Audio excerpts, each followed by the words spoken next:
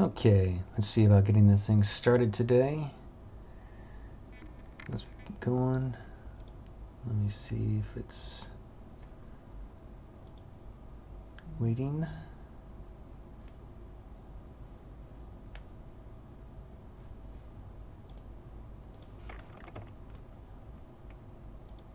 And I'll get going here pretty soon. Okay.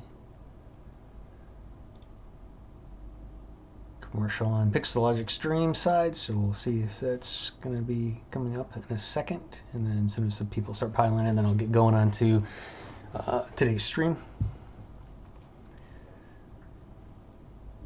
Well, looks like that's going to be a good movie. There's a commercial for a movie coming up. Hey, what's going on, Craig? Good to see you. There we go. We got a few people in. It looks like Twitch is kind of coming about now. And let's just see. Even looks like Facebook is kicking in. So good deal. Hopefully everybody had a great New Year's. Welcome to 2019. We're going to be starting up on episode 16 for the new year. I'm probably going to be slowing down a little bit, doing bi-weekly instead of weekly.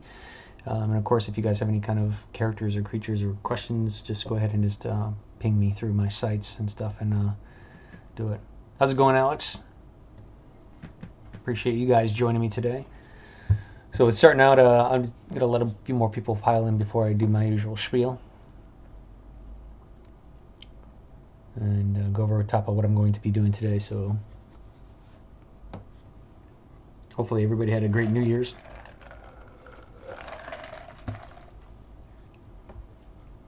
And if you're new to joining the episodes, I'd appreciate you guys just letting me know. I just want to sit there and see who's been joining, who's kind of catching it, spreading the word kind of stuff, because I appreciate the support. Of course, I appreciate those who have been with me previously as well, too. So, but, okay.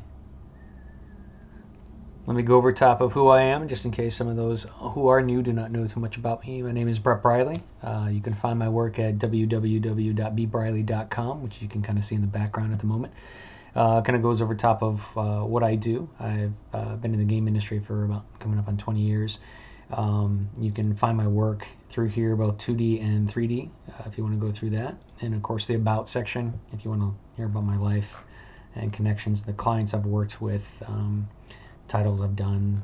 There's more. I just need to kind of update and add those, and some didn't make it to fruition. So, and then you can contact me through my Facebook. Here's my YouTubes, my Instagram, LinkedIn, everything on there. And any kind of press. This is where I'm going to be updating with the videos I've done as well as the links. So I need to update this as some of the stuff's old. I mean, it's pretty difficult to kind of keep updating while doing the new work. And in my shop, you could actually find some of my kits that are available through here. Note that the Cerebrum bust is totally sold out. I've been talking to Onage, and I'm probably going to discontinue this one, not do another pass of it. And then you could also purchase T-shirts, stickers, and a few other things. And I'll be adding more. I've been doing a lot lately, so I'll be adding that soon. If you want to find some of my work also at ArtStation/Spark, that's where you can find me. Again, just pretty much goes over top. It's a little bit more in depth.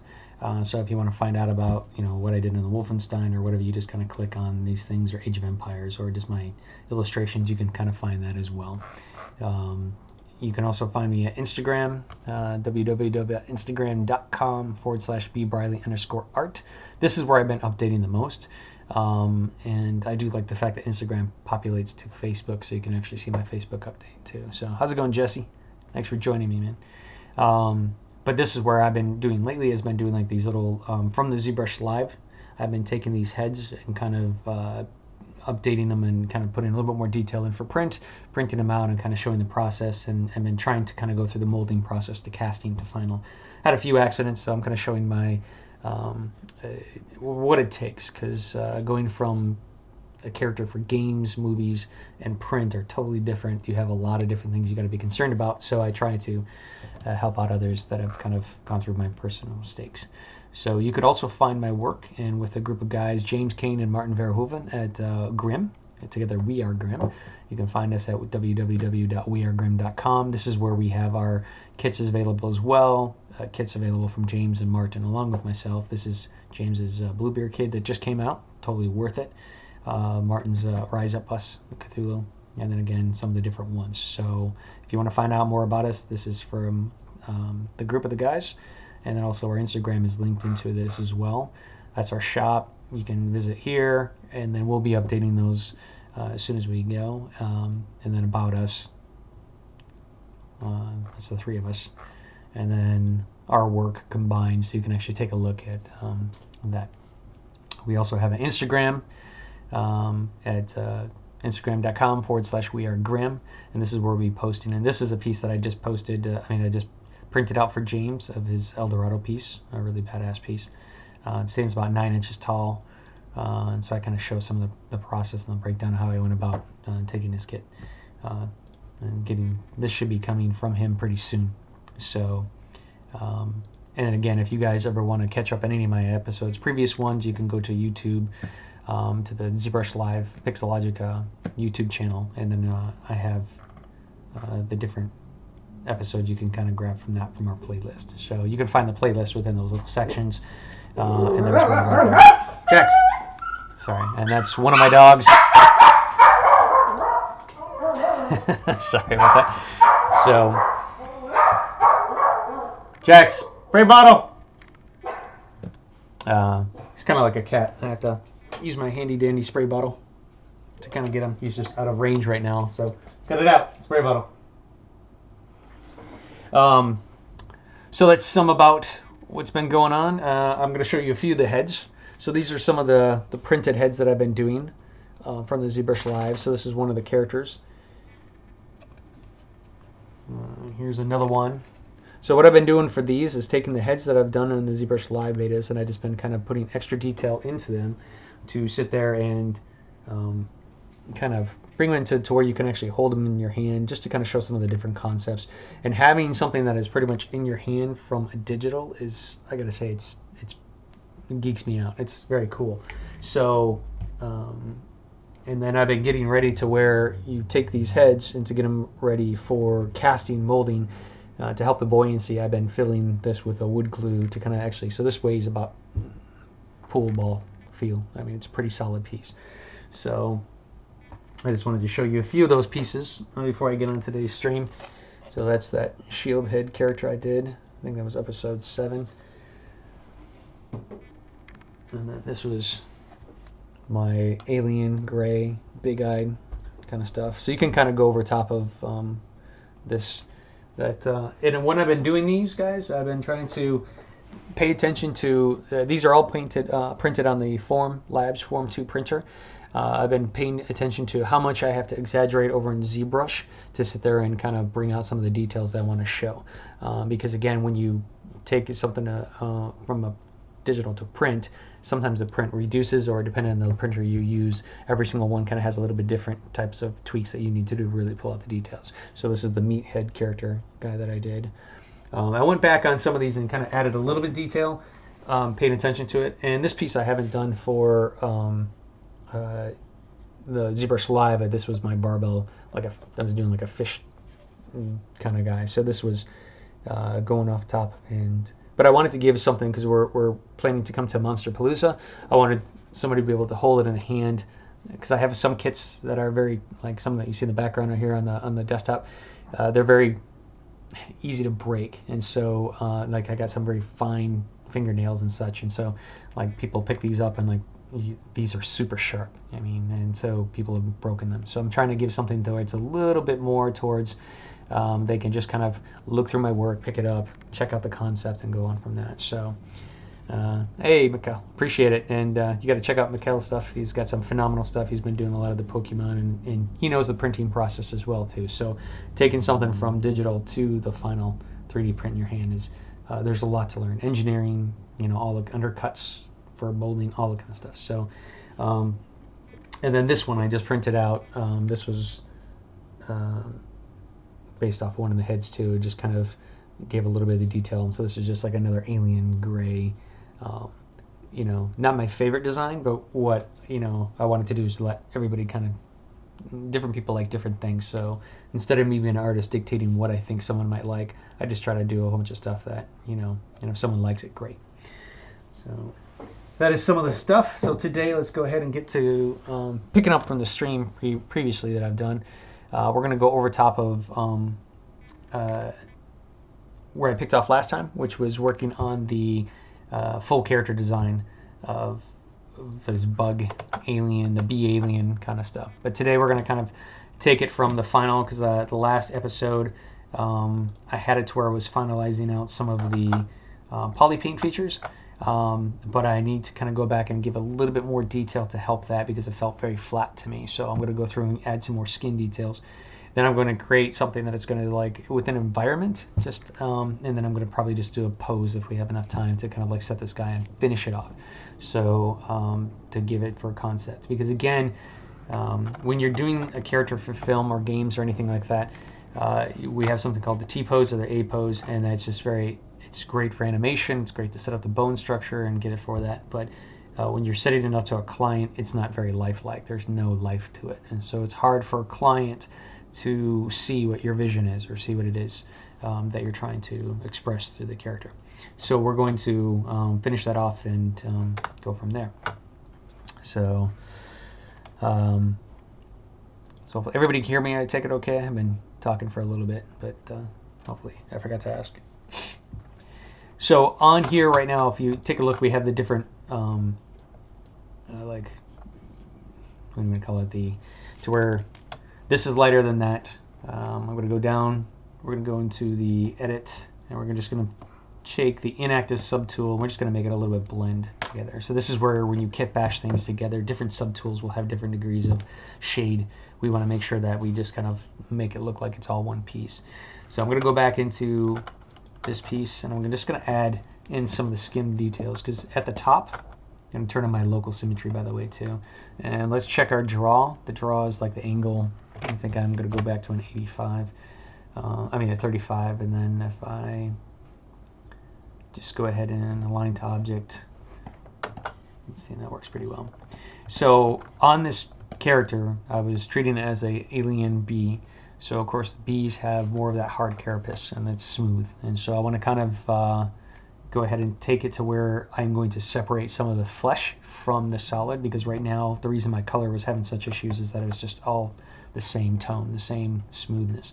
We want to give areas of rest. We want to give to where the eye can move around, and so we don't want to make the character all detailed everywhere else, because that is what seems to be the thing that a lot of artists are doing now. And to me, you need to have something that kind of like leads the eye. You need to have areas of rest. It's sort of like if I go to a grocery store looking for something, I get eye headaches because there's just so much crap, and so I have to just kind of like take a look at something just for a second, rest my eyes, and then move on, so I don't get overloaded. How's it going, Eamon? Appreciate you joining up, man.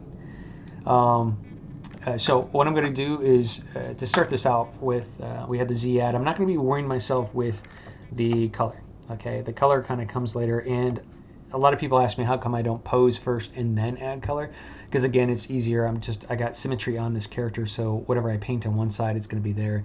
The pose is going to come after, and the pose can actually change depending on how the character looks, or what I decide to add into the sculpt. So if I wanted to add like some pinchers and stuff, that might be a more vicious pose than maybe is more of a serene. So I like to use my standard brush. I'm just going to change this to a drag rectangle, and I'm going to go ahead and grab, of course ZBrush comes with a base set of alphas, but I'm going to import in some of my different alphas. So I'm going to go into my ZBrushLIVE alphas, and just to show you guys, this is just my section of alphas, and you'll have a library that you can pull from. Even though these are not black and white, I can still use them as alphas. Be aware that you can also bring in the color with this. That's what these are great, to just use regular good high definition photos. You want the better the quality, like 700 by 400, that's not as great as something that would be 1100 by 800, or the higher the definition, the more detail you're going to be able to get from this. So I'm going to go ahead to some of my, I did have a couple of variations on the skins. I like to use more rhino, elephant skins. So let's try this one. I'm going to bring in this right here. I'm not worried about the color, and as you see right there, the alpha is going to take that away. If you want to bring in the color with it. You just have to bring this in as the texture. So I come down to here, and then I can bring in texture on that one. If it, why didn't that bring in? Okay, there you go. So then, well, that looks like I don't have any texture on it. So there you go. So that's when you kind of are going to paint. If I had the same one, I can have the texture on as color. All I have to do is just turn on my RGB at the same time. Right now, I like to focus on steps to build up. Too much at one time kind of gets very muddy pretty quickly. So since I have this on symmetry, whatever I do on this side is just going to be on the other side. So as I have this, the skin kind of comes up and it kind of blends in with it. So at some point in time, I'm going to keep this as smooth. My Z Edition right now is 25 intensity. This makes it just like I'm dealing with a brush, the alpha is going to be the same way. So when I bring that on, that intensity is pretty intense. That's kind of like, okay, it's too much. So try to play with your intensity. You can also go down to your layers, and if you're really worried about messing things up, we can do a few things. I can probably just go down to store morph target, and I'm just going to store this morph target. Now, the good thing about the store morph target is going to take a snapshot of whatever this piece is. And again, we're only really dealing with this one subtool. Okay, so as we have that, it's going to just store that specific subtool. You can do it to where you, and I'm going to show you a trick a little bit later for printing that I pull out. But if we have this guy, you can also do, and you're worried about it, you can just do a layer, and you can just rename this, texture or alpha, or you can just name what it's going to be, elephant skin. And then that way, once we create this layer, you can actually reduce if you want to as well. So I'm going to do store morph target just in case as a base. I'm going to sit there and create a new layer, and I'm going to go ahead and start pulling out.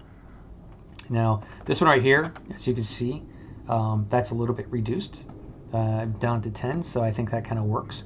And as we pull out, we can actually just start see when it's going to blend. I can either go back once I put in, like, let's say if I want to have that texture like so, and I want this to reduce because this is coming up to the carapace, like what is actually going to be the carapace. I could either hold down shift and I can slowly knock it back, or I can actually go to my morph brush, and then I can pull back. So instead of blurring out those details I might have on it, I'm going back and morphing to the stored morph target, which brings back whatever details. So that's a great way if you want to keep the detail but blend. And when I do the blending too, you can change your Z intensity. If you're like, okay, I don't want to do as much of my morph, or use a morph brush, I can reduce this intensity off of that morph, because each brush has its own different intensities. So that's a few different tricks that we can use. So, all right, so let's keep going, and I'm just going to add in 1, 2, 10. Now remember, this is a 3D, so this is a full object, so it looks like it's 2D. So if I do this, then I'm going to kind of on the back side, I'm going to get some stretchies and some straight downs, because what that's doing is just casting that alpha over top. So you might get some weird effects. So what I have a tendency to do is just to kind of come back and rotate, always rotate, and take a look at the area that you're causing. So adjusting your alpha sizes, it's going to be a good thing. And you can also use Alt to hold down and get the inverse of whatever that's going to be. So right now, this detail is coming out, and so I'm flipping that alpha. Now, he is actually 3 million polys. I could probably bring this up a little bit to give myself a little bit better alpha details, but it's holding up pretty well. And if I was really concerned about this, I would probably go ahead and let's go ahead and just delete this. I have the stored morph target. I'm going to, and as you can see right here, I have a few issues from the last video. I kind of merged things together, and then I projected all my details. So I'm going to take a look at that again since it's been a bit. Okay, that looks pretty good, but I'm going to bring this up, and so if I go to 12 million, I should be able to hold. So now all that detail across the board, this size makes a difference. So if it's a really low quality alpha that I'm pulling, or image that I'm pulling from, I'm not going to get great details. but also the amount of polys that I have within the object that I'm working on is also going to be an effect. So this together with the size of your mesh is going to make a difference. If I pull that back out, so now as you can see, my details are a lot more crisp based on this, okay? But if this is a crappy image or alpha that I'm pulling from, no matter the size, is going to make a difference. So let's go ahead and just pull up a few of those. And if you ever get kind of, you can always click off the side. You can, like if it fills your whole screen, you're like, I can't grab anything. You can always just still grab from here, or you can use these buttons to pull back, okay? So, does anybody have any questions? Concerning, somebody was asking me about T-posing the last one. But if you have any kind of quick questions while I'm going through this, please just drop me a question at any point in time. And man, my voice is kind of, I haven't done this in a while. I mean, I guess I haven't talked as much. So what I'm doing now is I'm going to try to separate some of what is going to be the skin. How much of that skin, where it's going to show up, and how it's going to pull back. As I get down further on the neck, I'm going to start kind of paying attention and start pulling some of those details a little bit larger. And just because I might use some of the skin on certain parts doesn't mean I'm going to keep it. So everywhere, like I can go ahead and blend in different alphas. So a lot of times I like to try to put alpha over top of one layer as much as possible, and then go back later and see where I might not need it as much, or intermix it with other things. Because if you don't have it and it's just it's a stark blank, you know, it ends right here, it can kind of look funny. So I'm going to just bring this alpha quite a few spots across. Even though this, I know right here, I use that as a Caribus, a hard surface piece, I can blend that out later. I can use the morph target brush in case I've gone over top of areas that I don't want to do. So, like right now, I know that this, I was bringing in some of the carapace from the top of the bee. Let's bring it up to here. And let's detail out some of the ear. Can somebody say something? Because it seems like I've got nobody.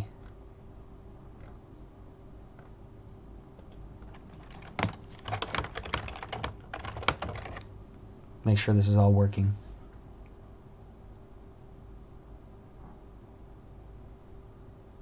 Okay, there we go.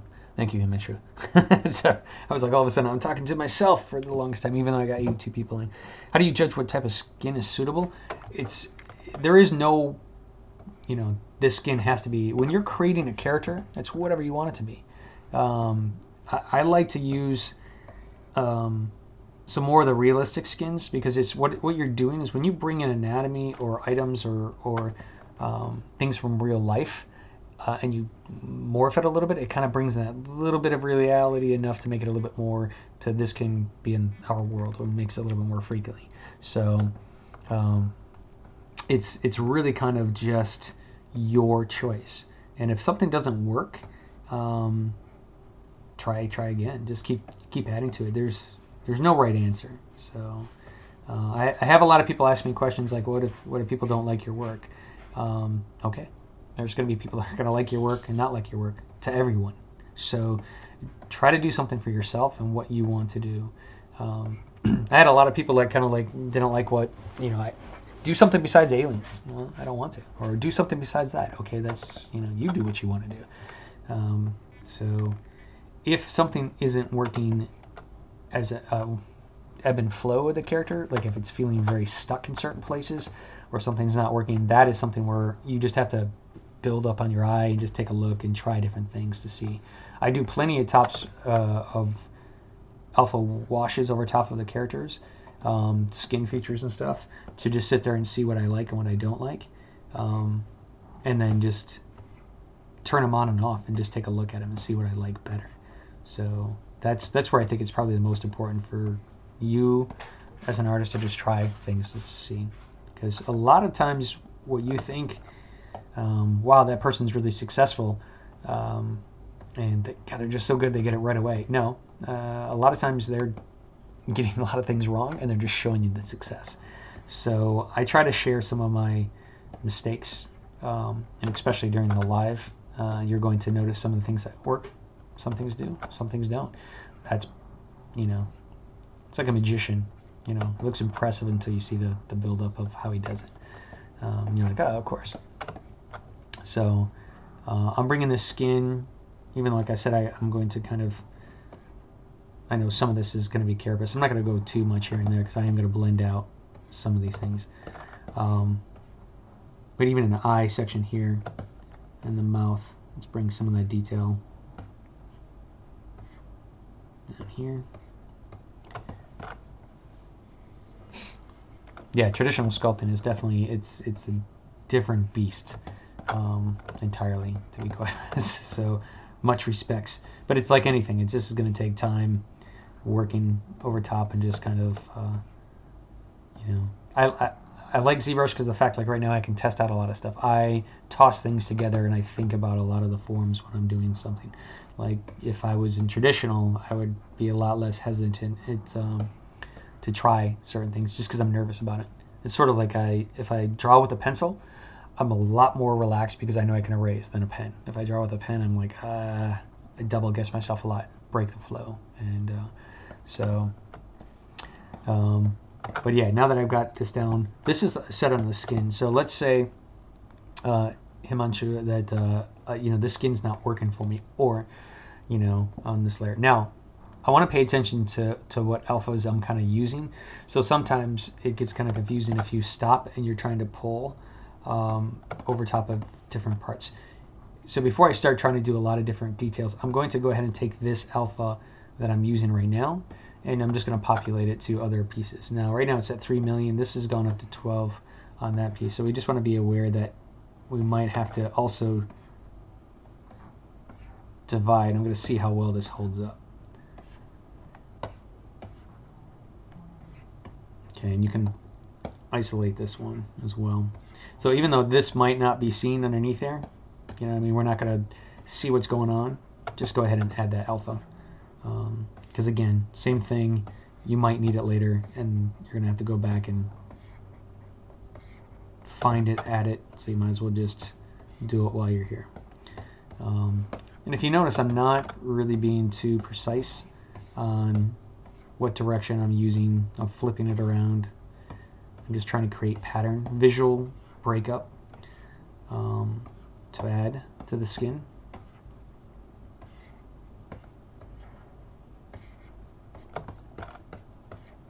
And I'm being a little bit less careful than I would have if I was doing this in a demo, an episode, just because I'd feel like I have a little bit more time to double guess. But so we got that piece, kind of wrapping this alpha around.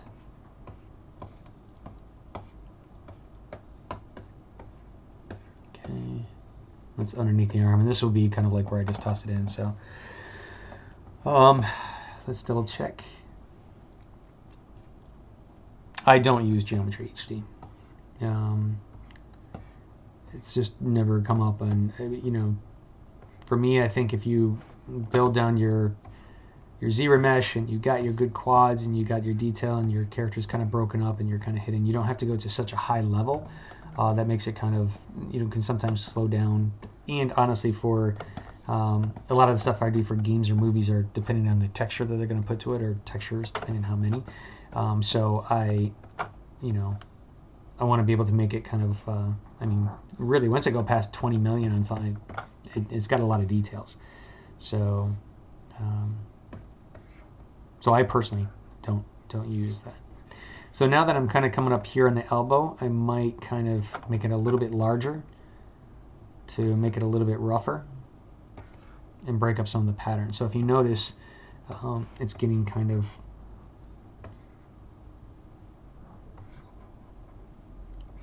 larger to intermix because I want to bring in some of those little variation details. Usually a lot of things in the face are a little bit more hyper detail, a little bit smaller details, but when it gets to arms or areas or functions of the elbow, your skin kind of breaks up. So let's kind of play to that and bring that and change. So again, like I said, I'm kind of just adding the skin detail across the board, okay, just in case, even though I know that this might be to where I'm putting that hard carapace textures. Because again, I can use the morph brush, I can use the solidify that, solo that, not solidify, to help. And then I can always go back and add smaller details if necessary.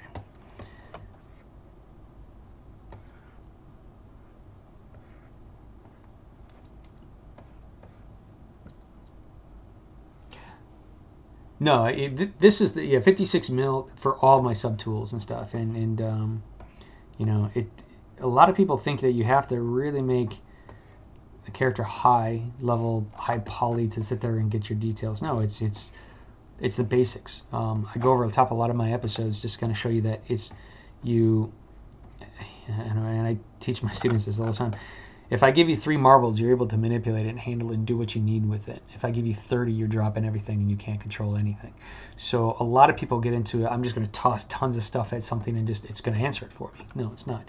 You have to build up slowly. You have to have, you know, the basics, you know, build forms, good geometric forms, flows, everything before you start getting to the hyper detail. Because if my character or my design isn't solid to begin with, there's no amount of detail I can pop on top of that to make it better. Okay, it's sort of like if I've seen plenty of students that show their portfolio with like 16 lights and it's all over the place just to show off their character. Well, no matter amount of lights they can add another 1,000. It won't make it good unless the character is good to begin with. So you're it's just a lot of people for some reason think that. If I give you a sandwich and the meat is rotten, and no matter how much cheese, lettuce, tomatoes, whatever I put on top of it, you're going to taste that rotten meat. So think of it, and you're just going to spit it out. It's very much like art. So, unless somebody likes rotted meat, I guess. there's always one in the bunch, I guess. So, okay, so now that I carry that out, if you see right there on my detail, like I'm blending it together. I need to carry that from here. I go into this. Again, I needed to, that's from the previous projection. So I'm going to kind of bring this in and twist. This is the skin. This was a carapace piece, that's fine, but I'm going to kind of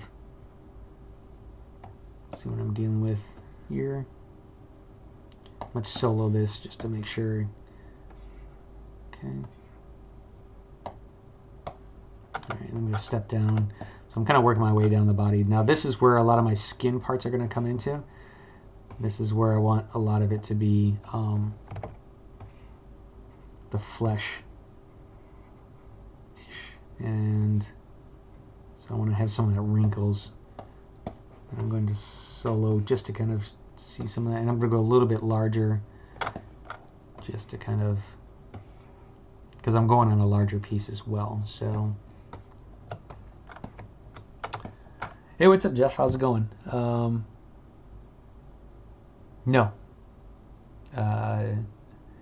Working with the mouse is like painting with a brick. It's not going to happen. So you have to have the right tools, to be quite honest, along with the right skills and the build-up and time, lots of time. So I highly suggest working with this because it's just like a traditional painter. Working on a tablet where you're here and you're looking at a monitor, it has a little disconnect, but it's better than a mouse by far, like 10 times better. So one, the mouse is going to kill you. I mean, the only thing the mouse is good for is looking at your email, to be quite honest.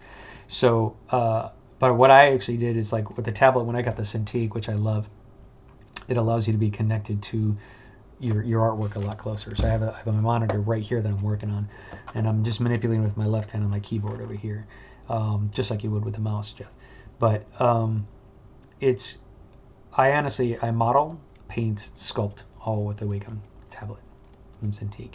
So it took me a little bit for the modeling, and it felt like my hand was in my way a lot, but you're just going to limit yourself. Art is hard enough without having things that are just going to get in your way, and a mouse, painting with a mouse and sculpting with a mouse is more sculptors paint. I should say more sculptors sculpt with a mouse in 3D Studio Max, that kind of stuff. They build hard surface, and that's a little different. So, but I would kind of definitely get a Cintiq, a Wacom tablet, however you want to do, but it's important. So, hey, what's up, Ben?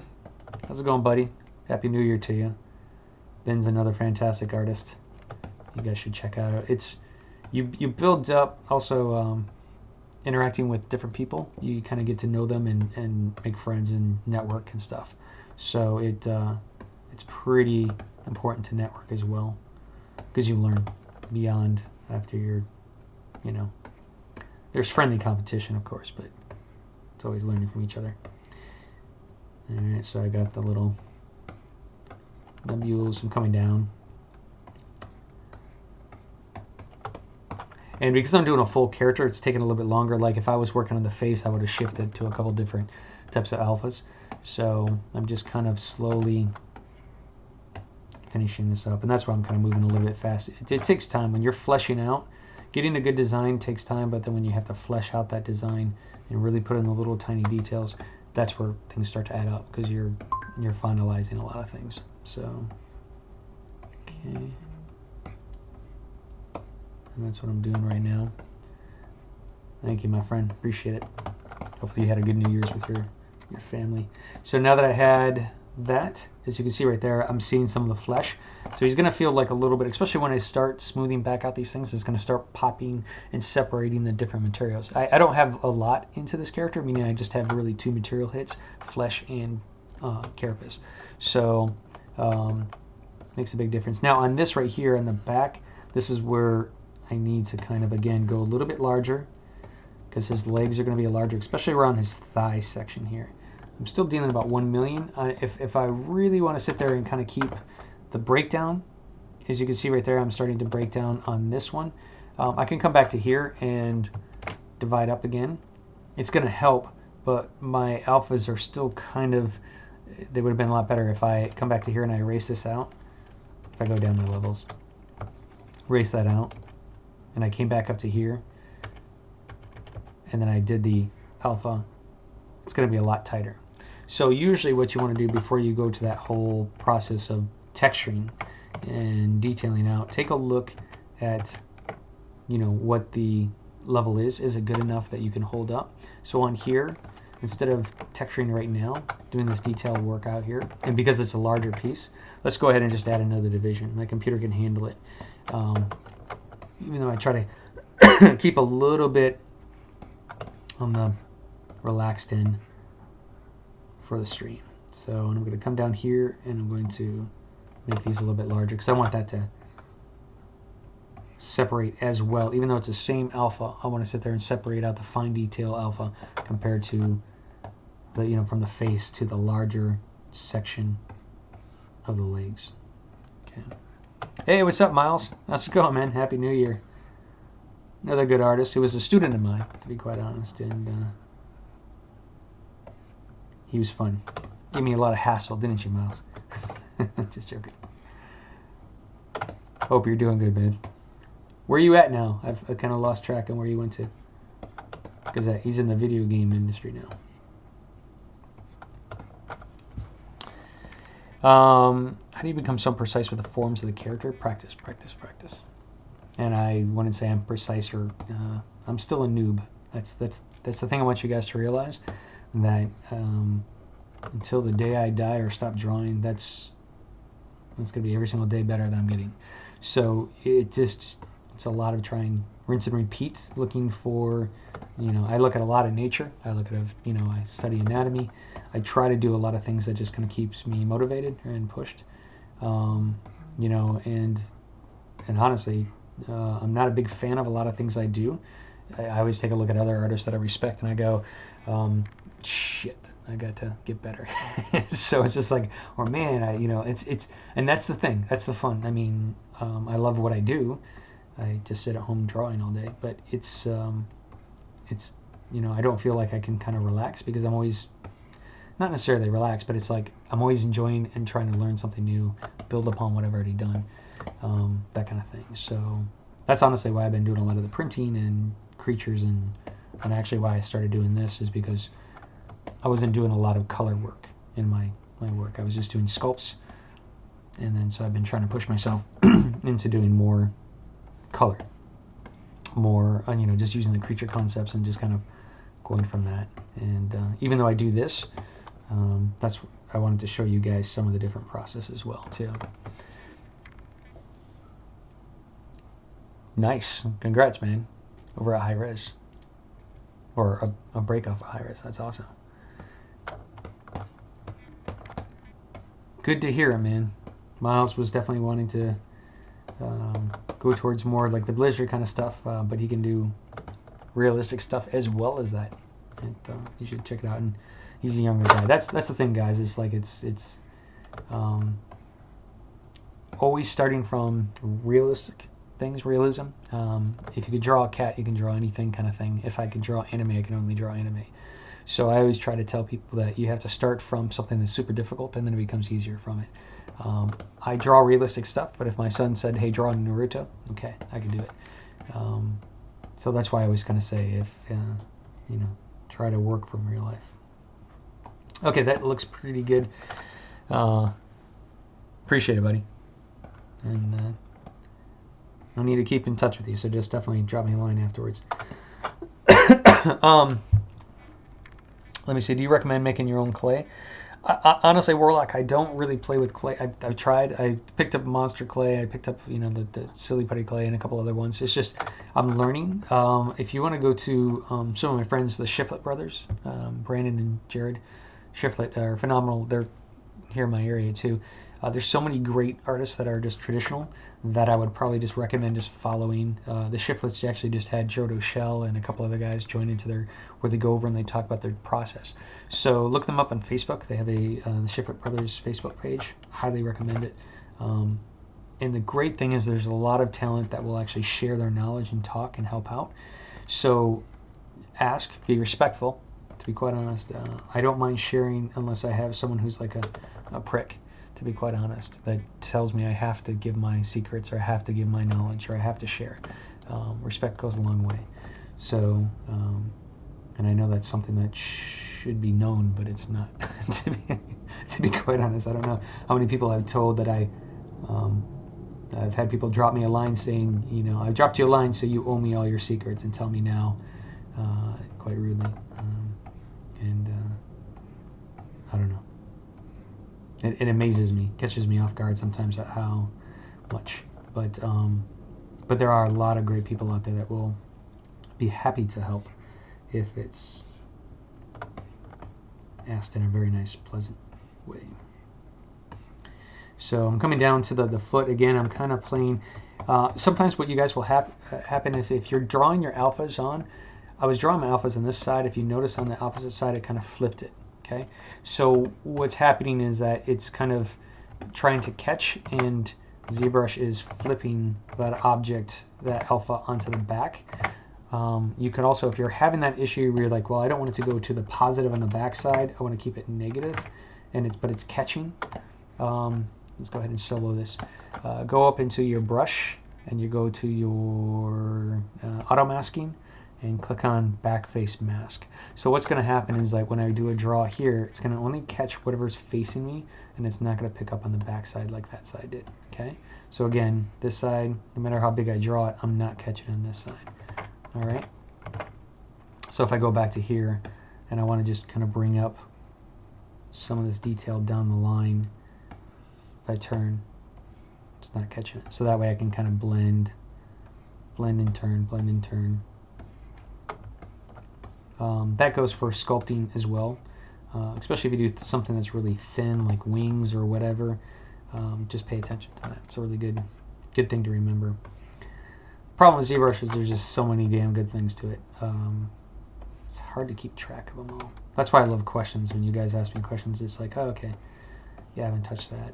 And I've tried helping people where they give me bugs or something that they're doing that I've never come across, and I learned something new from trying to figure it out for them.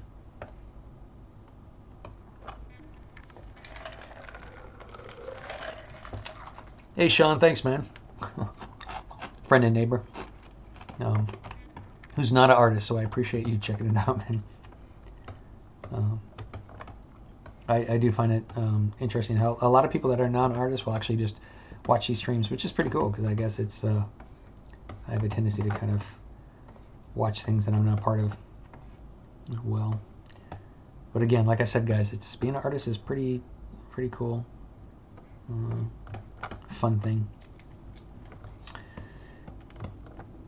Yeah, good. That's Warlock. Good to hear you found that. That's the thing. Is like sharing. If you guys come across different artists or whatever, I don't mind sharing their post. Or if you're curious about something or different technique that's not pertaining to ZBrush, because even though I'm in ZBrush, asking the traditional questions, that's what art's about. I mean, it's like art comes from traditional. If you're a good traditional artist, I could teach you easily all the tech. To developing the eye is the difficult thing in life. It takes years and years and years. Actually, Eamon, thanks, man. I appreciate it. I actually went with more of a yellow because we were talking like a bee carapace, so I brought in some more of that color. But I could do a transition from it. So this again is the back. I think I was doing kind of a lung type thing. I haven't touched this since the last episode back in 2018, so long ago. But so yeah, I'm just now that I got that kind of fleshed out, I'm just taking a look and seeing where I kind of need it. So different pieces. Now this is a little bit more busy carapace, but I still want to kind of gather before I jump to a different alpha. Now that I have that alpha pretty much done, I'm probably not going to do it anywhere into here because this is a pure solid carapace piece, right? But if you do want things to blend, having some subtleties that goes into it might kind of just help. It helps blend, or I could use the reverse to see if that kind of helps some of the noise as well. So just because it might not be flesh, don't worry about it. So now when I turn back on the color of this, let me get back to material, my ZBrush Illustrator. As you can see, I'm starting to it's catching that detail, right? It's picking up some of the stuff. Now my color that I went into is now going to help me kind of blend out that I can go from it. Hey Christian, thank you for showing up. What is the most difficult thing to learn for you in ZBrush? It's a tough question. The program seems pretty intense. You just gotta know about 20% of what you need to do, and you just rinse and repeat. It just opens up. There's so many different industries you can work with ZBrush in, but I would say it's the difficulty is just knowing your traditional and your anatomy and just sculpting, and that's the big thing. Just getting ZBrush just allows you to have that ability to do it. So that's a difficult one. But ZBrush, I guess, is just getting past the UI, and it looks very intensive. There's a lot of things it just allows you to do, but that's why I'm trying to do basic things for you guys to kind of slowly get into and kind of help. Hey Kevin, no, I'm not a Maya guy. I am a Max guy, even though I use ZBrush for a lot of my stuff. So, but before I jump back into I'm going to go back into my sculpting material. I'm going to change my alphas out now. So I'm going to look for something that's a little bit more less skin. I'm going to look for something that's a little more pocked up. Some areas of interest. Like, do I want to have? Because again, bees are pretty much. They're hairy. They have hair, on their the bottom side, but very fine. And like, do I want to bring in a bumpy skin to help separate? This might be kind of interesting. So let's go and try this one. So right there, this is pretty heavy intensity. Like there's a lot of detail. Like, do we want to break that up? This is where I'm going to probably go to a different layer. I created a layer on here below, but I lost it when I went up on this section. So let's go ahead and create another layer so I can use it as a blend. And sometimes you just got to pay attention to that. So let's say if I want to really make the certain areas on the face are going to have a lot more detailed pimples, like if your beards, every kind of stuff is going to have different interests. So I'm going to probably bring this more noised alpha into certain parts of it, see if that kind of works. And what I'm doing is I'm blending with, I lost that previous layer. So right now I can't turn that layer off. I kind of wasn't paying attention when I went up and I jumped up into the amount of went from 3 million to 12 million, that collapsed that layer. So you got to pay attention to it. Now I could delete this, and then let's see if I can. I had stored a morph target. Let's go back down. Okay. So I had the morph target in here. So let's see if I can pull this back. Let's see if I can do this trick. So since I lost that layer, because now it's all collapsed, so I don't have that original, whatever, I don't have that layer to go back and take off all this skin detail. I did save that store morph target. This is where sometimes I'm kind of double checking and kind of trying to save my ass when I make a mistake. So I'm going to go ahead and on this lower level, because right now, if I go up to the higher level, it's gonna not allow me to switch because I saved the stored morph target on this level, geometry level 6. It's 5. So I stored the morph target. I created a layer in level 5. When I updated to a higher level, it wiped that out. Okay, so I have to go back down to the morph target, level 5. I'm going to create a new. Okay, it's kind of saying crap. I forgot about that. So either I could.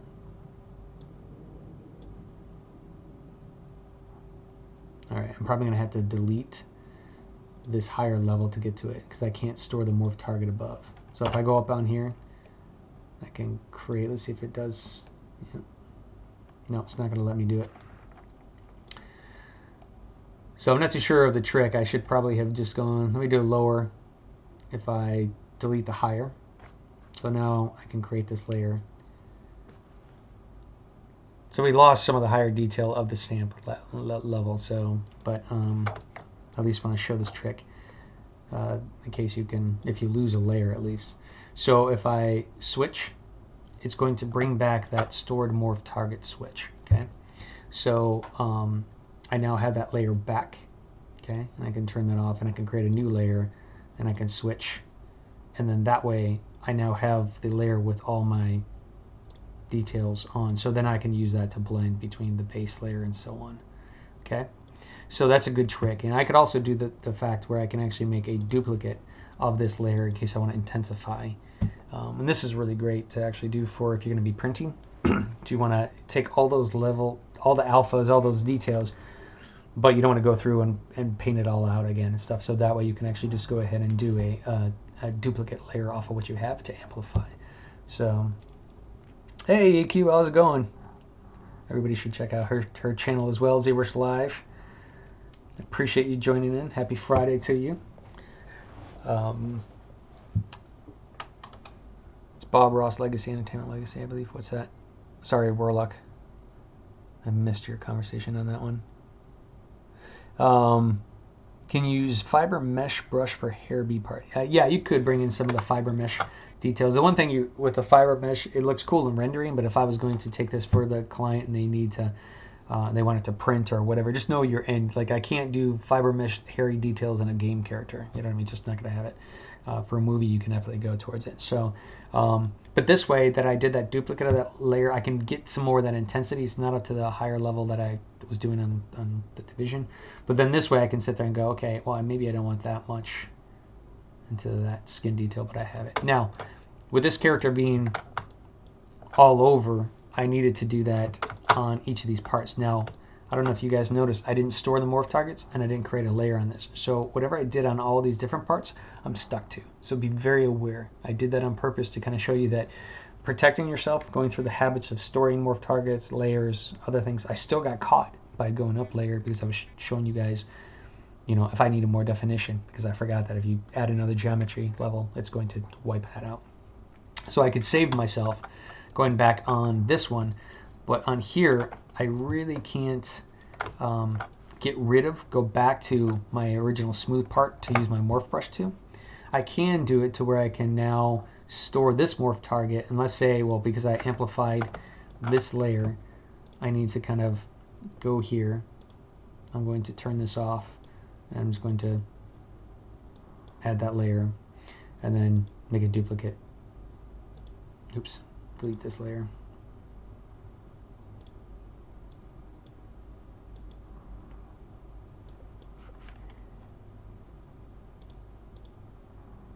Let's see. Might not let me. No, okay. There I was able to add a little bit. I was switching.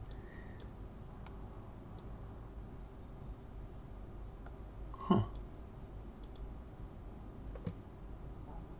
Yep. Okay, so let's try this trick. Let's go and do this. I'm going to start again. So if I have this layer, I'm going to just delete. I'm going to start from a brand new morph target, okay? I'm going to add this piece. All right. Record it. I'm going to go to deformation. I'm going to try another trick. I'm going to use polish, and I'm going to go ahead and wipe out all the details. Sorry, that snoring is my other dog in the background. Thanks, I appreciate it, Ashley. Yeah, I'm hoping I'm going to try to pose this guy out. I'm just going through a couple different things on because my skin, I didn't put any skin details, so it was very bland in my textures and stuff. So now that I have this smoothed out, the polish, I'm going to turn this off and try to remember this just to make sure I've got this right. I'm going to go down to my detail. I'm going to switch, okay, because now I'm taking that original polished version, okay, and I'm going to make a duplicate of this. Crap. Okay, hold on a second. I think I had the record off. That's the problem, guys. Sometimes you're kind of like, what did I miss? What did I miss? You gotta try to find it. All right, let me do this again. Delete. Okay. I think the thing is I have it usually. I'm trying to reverse this one because I've had the details and I'm trying to get it back. So I'm going to try it one more time. I'm going to delete this, store this morph target, create another, let's see, deformation, let's polish this again. I'm reversing in my head what I need to do.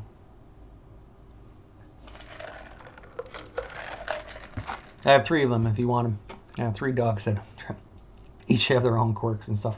I'm waiting for my bigger dog to come bother me because she's a little bit old and she's been like her time, like she used to go pee at a certain time. Now she's kind of like, I'll do it anytime. So you got to be careful. So I'm going to go ahead and make a new layer. Okay. I'm going to switch to bring back that previous layer. I'm going to turn this off, the recording mode. Sorry, it keeps snapping into my color. I'm going to make a duplicate. There we go. And then I can bring that back a little bit. So I'm using this to amplify. Sorry about that, guys. So what I'm doing now is I'm kind of going back. I lost that original detail of my arm. Now I could always bring this character in that I had from the beginning, snapshot that piece and do a couple different tricks to get back to it. But again, getting your habits down, making sure you got the good steps, A through B, C, D, you guys know the alphabet, I hope. So, don't just try to skip it. You try to speed past certain things, you don't take those steps, it's going to come back and hurt you in a different way. So,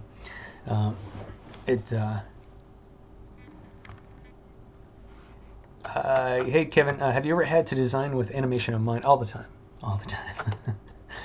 For games especially is where we have to be very aware of what the animation, what we could do, bone counts. There's a lot of limit. That's why I make that joke that games is like your Bruce Banner. You're limited. You have, you just, you're kind of, there's so many constraints that you have to be aware of. And when you get to movies, you're like the Hulk. You can just, there's a lot less limitations. There is limitations, of course, but just a lot less than you do with games because you're trying to go to certain limits. Okay, so now that I have this, I'm going to, and I lost my morph target. I didn't store the morph target on this one. This is where I would probably create a new layer, and then I have to kind of come back in here and just smooth out certain parts. Let's turn back on color just to show those sections that I had as like this is more of a carapace because we want to make sure that this is a little bit more smooth, to separate some of those details visually. So, and then this is where I might separate them a little bit, flatten them out. Again, if your RGB's on, it's going to affect it, so I'm making sure that it's off because right now I'm using this to sculpt and take out some of those details. So I'm just going to go back, solidify it, take a look at where I'm bring in that color and change up a little bit. Okay, so good. And this is, you know, just because I have that, I can come back and I can, you know, add a little bit more skin details if I want. This is where I jump back and forth. It's not kind of necessarily finished until it's finished. So keep working on it, and when you're jumping back in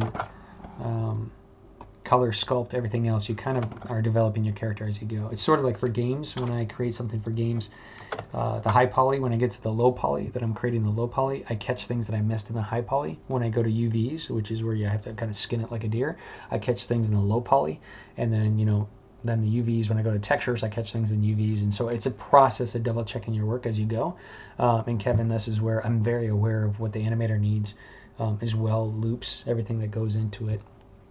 And that's why I do not like giving an animator a character before I get to that process, because things change. But what animators will have to do is they're constrained by bone count and vertex hits and all that kind of stuff. And so if you mess with any of that stuff, it screws up all their animations. And if they add thousands of animations to your character, you're stuck with that character for where it's going to be. So I have a tendency to kind of tell the animator, like, nope, I'm not going to give it to you till I'm good. Just because I'm afraid of what it might affect. So if I'm back to the head, I'm going to go ahead and smooth out. I don't have a morph target saved for this because I lost it. I think, let's see, let's try to use the morph target. Nope, it's in the morph target screen and turn off your active layers. So let's go back to here. Let's go ahead and just turn this on. See, okay, so I turned it on. I guess it's saving from, that's right, we were able to trick it out on this one. So on the morph target, again, my brush intensity, that's how fast it's going to morph back to. So I'm just going to do some swipes, very light on my pen pressure, and I'm just bringing myself back to a little bit of where I want this to be. And that saving is actually just something I need to, and Corey just said that crashed ZBrush, so let's go ahead and save. So because this is solid more on top, this is where I can wipe back out that alpha just to help blend in the detail. Okay. Because I want it a little bit, as it goes, I want it to go rougher down to the bottom, but I'm blending it to the carapace, the hard part. So, okay. On the color, and this is part of when I'm looking at the design, because some things might work. Like I have this as a solid piece, but I might, you know, say, okay, well, I actually like some of that detail of skin, but I have this antenna kind of popping out. That's where I can go back and say, okay, let's go ahead and add back in some detail. And this is on a layer too, guys. This right here is a 0.6. If you notice, it's not a full one, so I might want to create a new layer if I'm going to start manipulating this a little bit. I could always create another layer because the intensity is still stuck in here. So I'm just adding a little bit more detail. And let's go ahead and do the morph brush again. You can always grab your brushes at the top there if you need them again. And let's just go ahead and make that a little more smooth, smooth, smooth. Because this is sort of like my, a bone material to the flesh. So this is going to help pop out that detail from the rest of the character. So I was trying to sit there and see if that's going to work. I don't know if it is, but I need to probably separate these pieces out a little bit more to pop that from the skin now that I got that detail. This one feels very flat to the skin because I did not sculpt anything else into it. So let's go ahead and go to my clay. I'm going to turn off RGB because I just want to sit there and use that to build out some of my depth of that piece. And it's probably going to be solid. So let's go ahead and make that work. Because color's not going to always do it for you. You need to have depth to those pieces as well. And then color will kind of help. Okay. That makes sense. Sorry guys, sometimes it's hard to think, draw, sculpt makes sense at the whole same time. Still mastering the walking and chewing bubblegum. Okay. So I'm bringing that out a little bit. This is starting to help, and I was doing some color stuff down here. I don't necessarily think I need to make that part of the hard carapace, but I might kind of add some more definite skin folds that kind of cross over to pull in.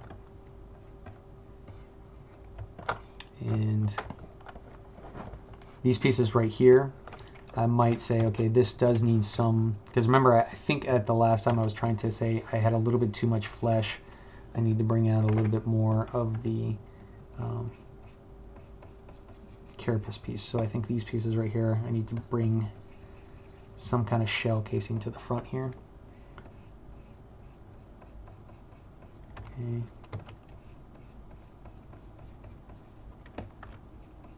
Let's make this just more of a solid section.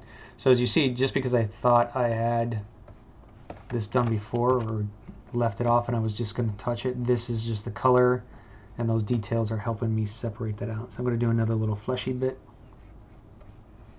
Okay.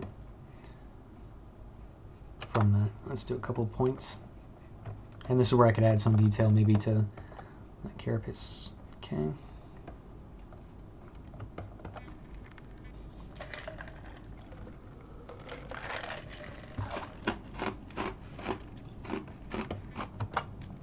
So I think that's working fairly well. Let's go into these different pieces really quickly. Again, I didn't save these things. If I want to at this point in time, I should just probably go and use my smooth brush to knock back just a few of these pieces. And you see I got a couple different layers. I didn't save, I didn't create a layer there, so I need to make sure I create a layer to smooth out to. And then I can come back in here and let's go ahead and just, all right. And I'm jumping subtools. Like if you can't paint on something, just double check to see you're not on the same, you're on a different subtool. So, or just hit solo and figure it out and go, okay, I need to smooth this. And so pieces, like here's a piece that I need to make a little bit hard. My thoughts. And again, this is where I could add, go back and add if I need to. I'm just trying to separate the skin a little bit from pieces that jet out. And if you have things that kind of go into, oops, sometimes that happens, guys. If you have pieces that kind of come in, you could always make it like, if it's going to be stuck into a flesh piece, make it feel like it hurts. Set it in, give some flesh that kind of comes around it.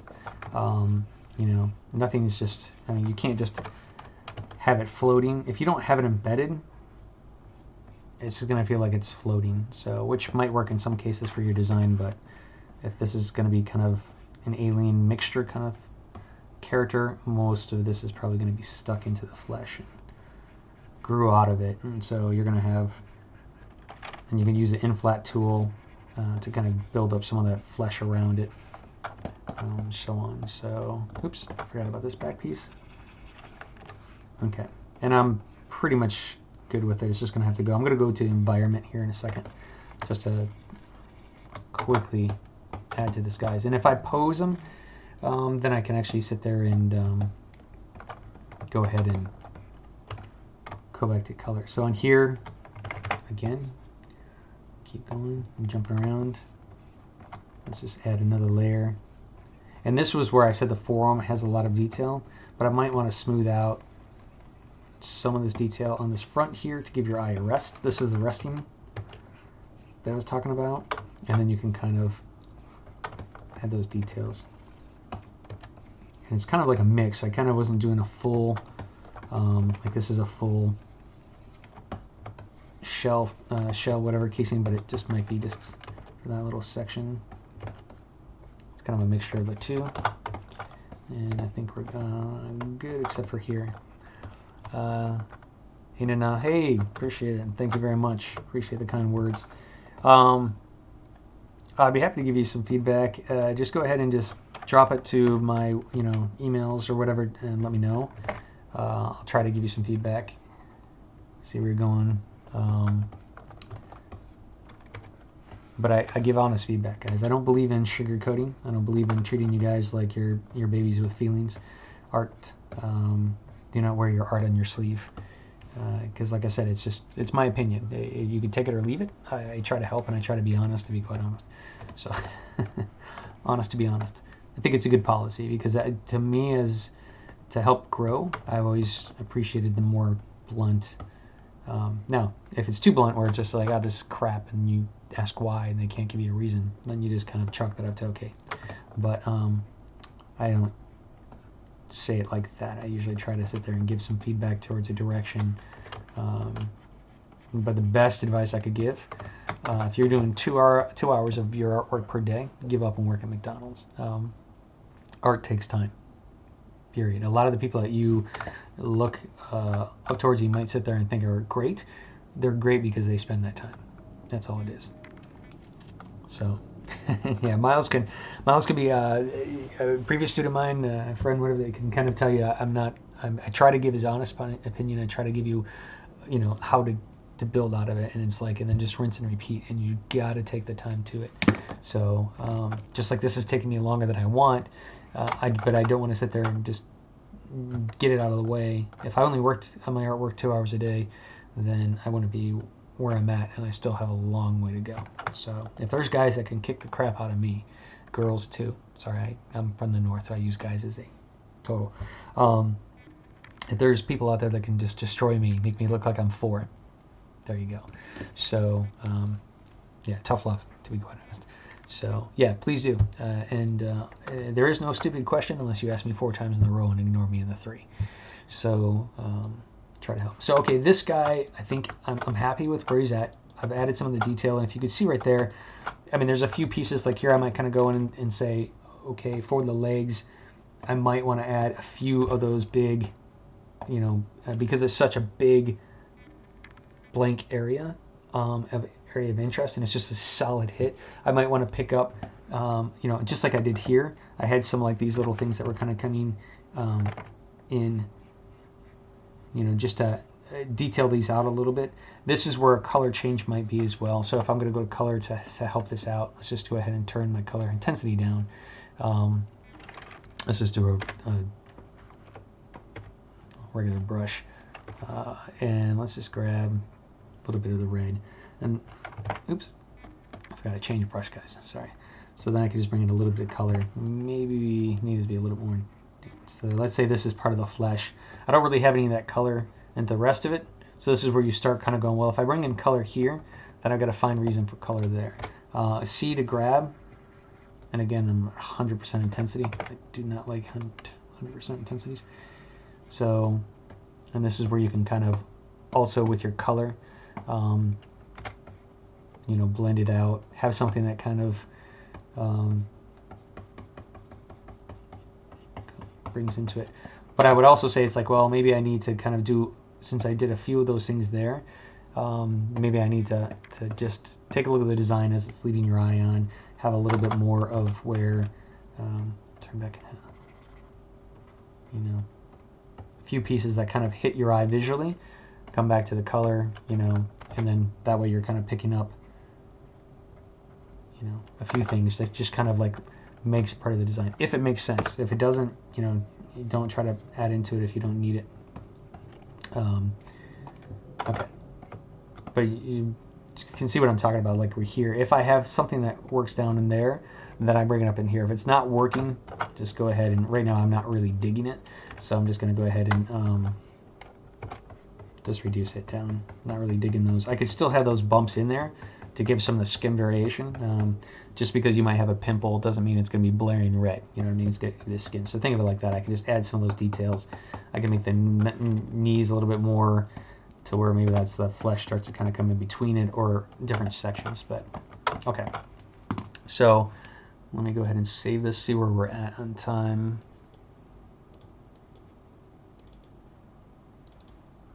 Save your work. Save it often. So take a look.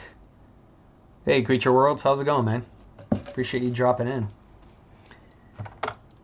This is my bee alien kind of stuff. Okay, when you're dealing with a character and you're going to the client, because right now he's just in the regular AET pose, right? And this is where some of you guys have asked about animation. That's where it's set for animation. I want to start kind of bringing into what he might interact with. And so taking a look at bees, I was looking at, even though and this isn't a bee's nest, this is a termite mound, I thought these were kind of interesting. So if I was going to have this character be into this world, you can pick things from real world again and kind of intermix it and play with it. I mean, it's pretty much just a mound with, you know, tiny little holes, but we can change that up. You know, you could bring in some of the fact that it's more of a wasp if you want, intermixed with, you know, this. Just because this is solid rock doesn't mean you can't take something like this and intermix it. Or instead of like a, you know, a paper wasp nest to a termite mound. That's where you start kind of intermixing real things, place them together, see if they work. If they don't, toss it out, move on, do something else. So I'm just going to go ahead and just quickly just toss in his environment. I'm thinking wasp-ish, you know, bee mound kind of stuff, a termite mound. Now, if you have a piece that you've done previously, if you have something that you think you can actually bring in. So let's say if I'm going to load a tool, let's see, I remember doing, yeah, I pulled together some pieces before of different projects of things I was trying to test out. So this is where I just want to show you. So I have a previous nest that I was thinking, you know what I mean? So that I did, let me go ahead and turn off my color, get back to the original. And so I did like a tree branch or whatever. So I just tossed in some quick stuff here of things that might be utilized. This was just a wasp nest. I think I stretched it just to see if it might work. So what it looked like, it was more like that, right? Just a regular, actually, more like this. Okay, so this was a nest for a paper wasp project thing I had to do. So I'm going to just grab this really quickly. Taking objects that you've done before and repurposing them is a quick way to, you know, I mean, there's plenty of times I've grabbed hands or things I've done before for previous creatures and readapted them to work for something else. That cuts off time a lot, and it's still my work, and it's a lot of things that kind of really help. So I'm going to go ahead and had to transform one. Oh yeah. So let's go back in. Turn off my solo. Frame this sucker. Gotta get back out of color. Okay. And right now I have this in a different subtool. It is staining about 1.4 mil, which is fine. I'm going to switch back. I've saved. I'm going to append. Append it is going to drop it at the bottom. Inserting is going to drop it underneath the current active subtool right here. So I'm just going to append this and I'm going to pop it to the bottom. Okay, and it's in my scene right now, right? But you're not seeing it. Okay, that is because right now it's in a different space from where this object was and where I created it. So a lot of people have trouble trying to get, like, okay, where'd it go? What the hell? It could actually be tiny as hell too. It could be super large and place everywhere else. So, oh yeah, sorry. That was actually, this is actually pure ref, which is great.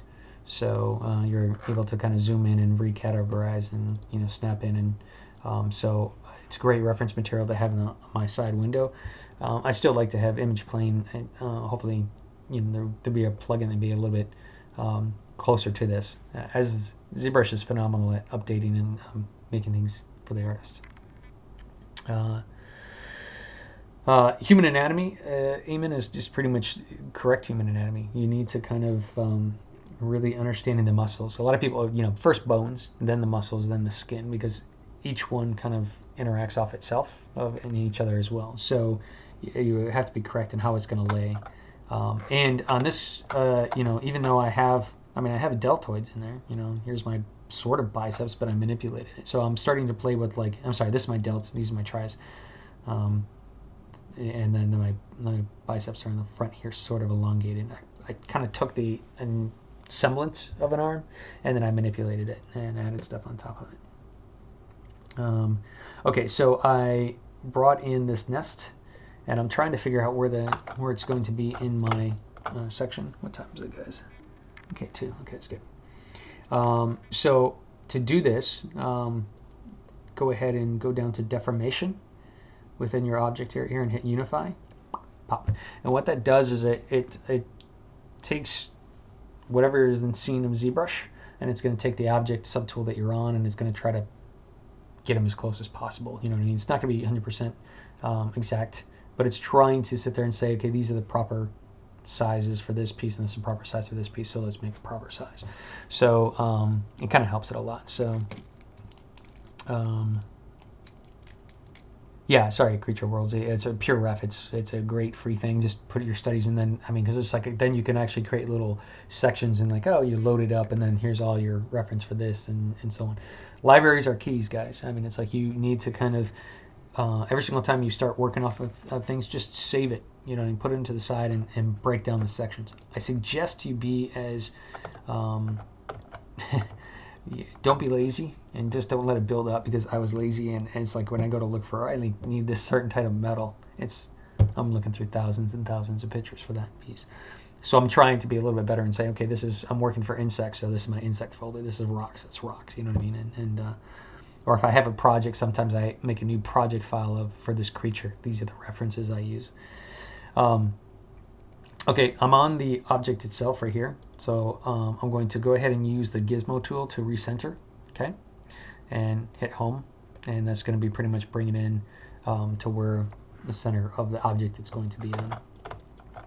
All right, so let's go ahead and, if this creature was going to be on this object, termite mites are kind of large, but I probably want this creature to be on.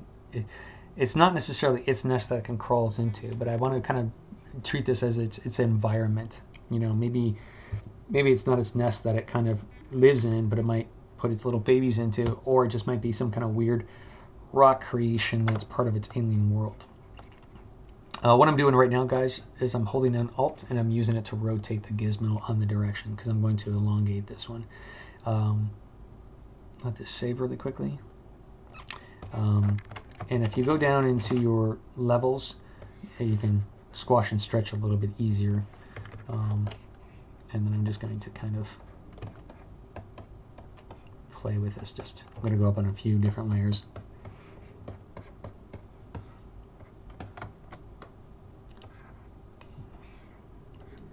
So I'm probably going to want it to have it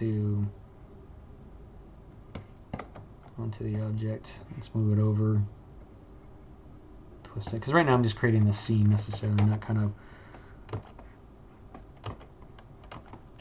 Okay, and I'm looking at the references of the termite mounds on my other monitor right now. Okay.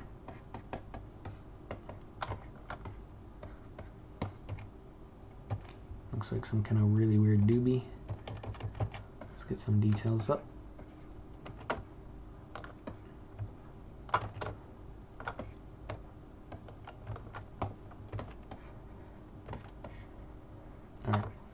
So what I'm trying to do, it's just getting a little bit larger, and I'm going to think of this character more as it's going to be hunching and looking over top of this rock section. So it's almost kind of like if it's on a cliff type of thing. So I can make this a little bit wider and larger as it goes. Okay, maybe not so much. And if you ever kind of are kind of lost to where you need to set it to something or place it on something, go ahead and let's just create a quick cylinder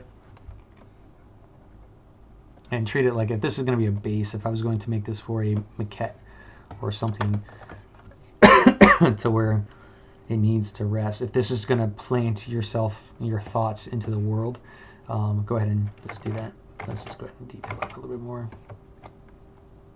Okay, right now I'm on dynamic perspective, so just be aware that's why it's kind of funky. So Okay.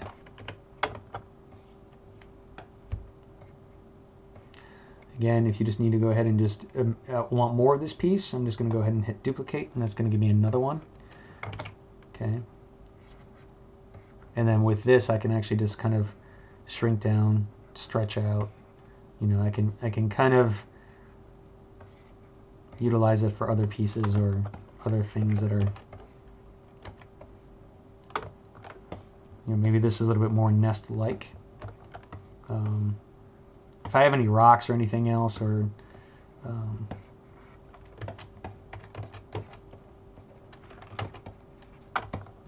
okay,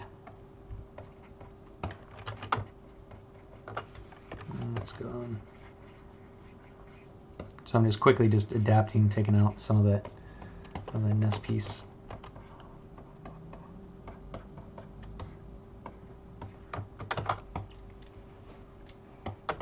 I'm going to take this same piece as well, and I'm just going to make another section, use that, and I'm going to take it as to, I'm going to change the gizmo. Okay, got to flatten it out a little bit and then scale it up and use it as my platform. So again, I'm treating this now more as the rock, and then once I have that rock, then I can kind of, you know, maybe flatten it out a little piece. I still have some of that detail that kind of goes in, and I'm, just like I was doing for the character, I'm intermixing a lot of these materials, these little pieces, to make it feel like it, because it's got a lot of the details that I already had in that nest, but I'm adapting that shape, so I'm changing it and I'm just throwing it in together, so it's gonna start looking like you know, part of it, because I'm using that same section of piece. And you can toss on and flatten, and because we're trying to give the scene, and that's why I said adding that cylinder to kind of helps you, like, all right, this is my little world that I'm creating this creature into.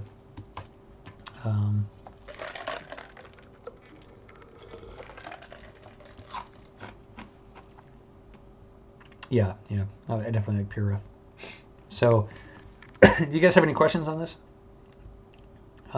Like I said, you're building a library. A lot of times when I sit there and I have some downtime and I'm not doing creatures, I'll work on, like, I'm going to do a moray eel, or I'm going to do this, or I'm going to do that. I do it a lot of times just to sit there and put it to my library when I need to pull from it and just kind of like toss in things, or I'll concentrate on the hands, or I've been doing a lot of those faces lately, because it just is, just like I'm building a library for the reference, I'm building a library of pieces that I can probably use and readapt for this little section. So just be aware that's a great practice. It's sort of like, what am I going to do? I need to do a creature. Well, no, not necessarily. I just need to sit there and work on something that I can use. And oops, that got really large. See my, sort of like where the masters used to sit there and just practice on working on feats for, you know, years. Your little sculptures of just something that's combined. A lot of people want to sit there and do full scenes like this, and I usually try to not have somebody work, like if somebody wants to, I want to do a tank. Well, instead of doing a tank, let's concentrate on a tiny little grenade. Let's focus a little bit on a smaller scene so you can get in and out quicker and you can learn from it. Because what happens is that if you're having trouble with it, it becomes very difficult. You start to kind of get a little depressed. You have a lot of, like, I'll get to this later kind of things that never happen. I don't know. You have the junk file becomes a little bit bigger than you want it to be, than the success files. So yeah, he's actually kind of looking like a little action figure. So, and that's where you're like, okay, I want to add to something. And this is where we could quickly, if you have an idea, like let's say this is off of, let's say this is part of the rock nest. It doesn't necessarily have to, I mean, we could do like those little birds in the, you know, the sand, or caverns where they have tiny little holes, everything else. You could do that. Again, playing off of something that's in real world, or we could just go ahead and append, let's just go ahead and create a sphere. Okay, shrink the sucker down. you know, we can make a quick little worm. So let's say, let's make a little baby worm of these guys. Again, I already have some of, so let's just use this head. Duplicating this and bringing this down to here. Where's that head? Let's bring him up. Yeah, he's already kind of small. So that was the one piece I already had. So let's just take this. Okay, symmetry. And I'm going to knock him down a little bit. He's pretty heavy. He's pretty intensive. So I'm just going to bring him down to this. Delete the higher. Okay. And let's say this is their little babies. Go back to this other piece. Let's turn on symmetry. So I'm going to make this into like, you know, so this is the worm. So divide it up. Let's get back out of the regular standards, regular alphas.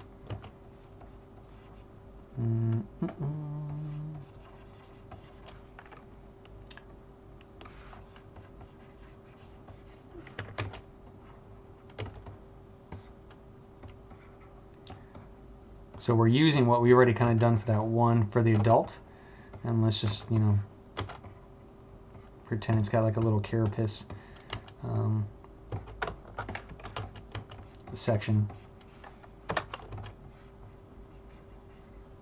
Random tiny little legs. Okay, something like such.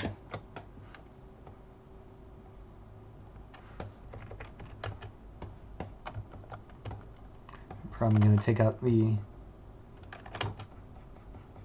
eyes. He's sleeping.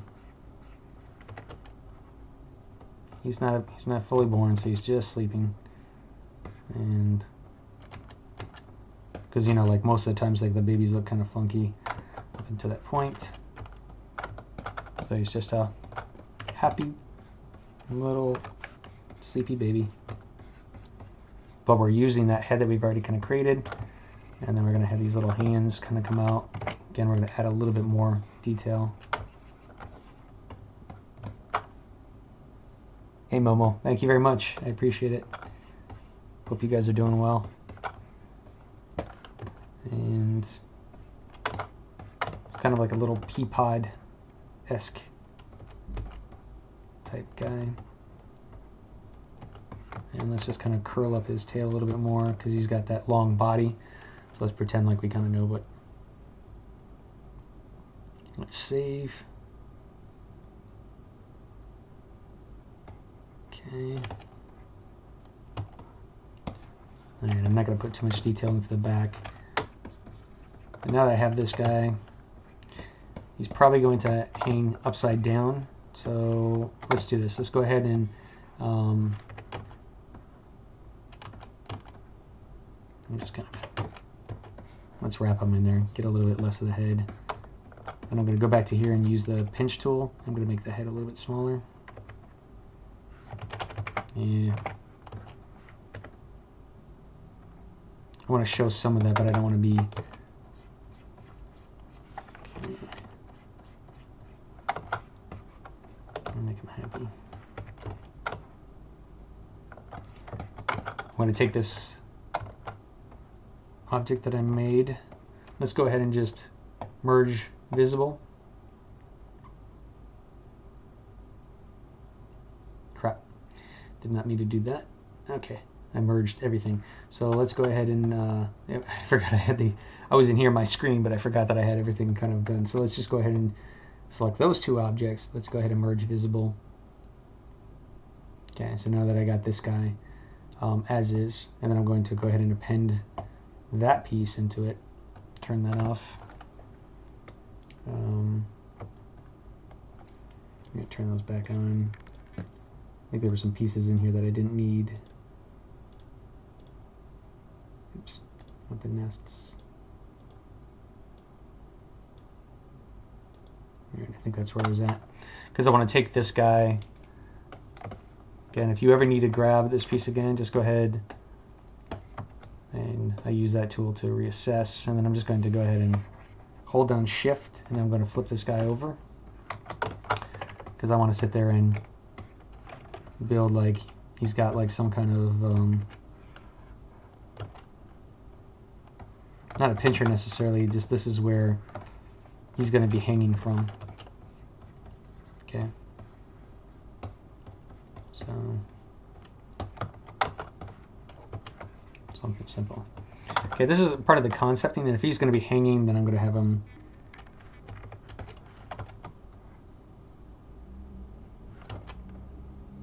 more like a pea pod. So there we go. So even though we have some of the detail in there, you might not notice, because all I'm going to be doing with this character is I'm just going to be making a duplicate of this guy. I'm going to hide this one. So then I'm going to take this character, and I'm just going to say, you know what, I want to kind of use them for, oops, okay, that piece right there, by the way, when I moved it, I had actually the my symmetry on, so just turn off your symmetry. So that was my bad. Doesn't look right, doesn't, you know, usually helps you when things go bad. And then I'm going to just say there's going to be, let's just put a couple of them.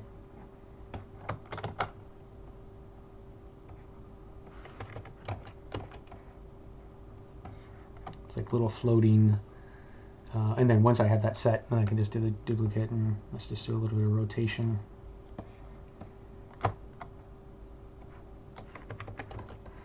And change it just to, you know, you can give some things that kind of like just a subtlety that will kind of make it look like, oh, okay, that makes sense. Like, let's put this behind a little bit, just a little section. Okay, and maybe they only have babies of 3, or maybe they might have 4. You know, let's say it, just see what kind of looks good. And this might be a little runt of the package. You know what I mean? Underdeveloped. It's, you know, just poking into the back. Or he might be the big beast. You know, however you want to do it. We're making up the environment. We're making up a scene of what this is going to be. So, you know, in my mind, like I said, did I expect this character to go into the nest? No, because then that would have to be, then what would happen is that environment piece would be bigger and more important than the character itself. So by keeping that size relation to where they're almost equal to each other, then that kind of changes the story and stages the character, but it also changes the focal point or interest of, you know, it either has, it's in the environment, but my bee alien is still the most important part, because that's the thing I'm trying to sell to the client, but I'm giving them a vision of what it's going to be like. Now that I have this, I added some babies, you know, and we can sit there and go, okay, I'm going to add a little bit more or whatever, but I think it's pretty good. I'm fine with the environment, so let's get to posing this character. Let's start bringing him into the world and how he's going to place, and to do that, we're going to go into our transpose master. But the things is, you know, things that I want to pose, I need to sit there and have active in the screen. The things I do not want to move or pose with it, I'm going to take out. So I'm going to go to the nest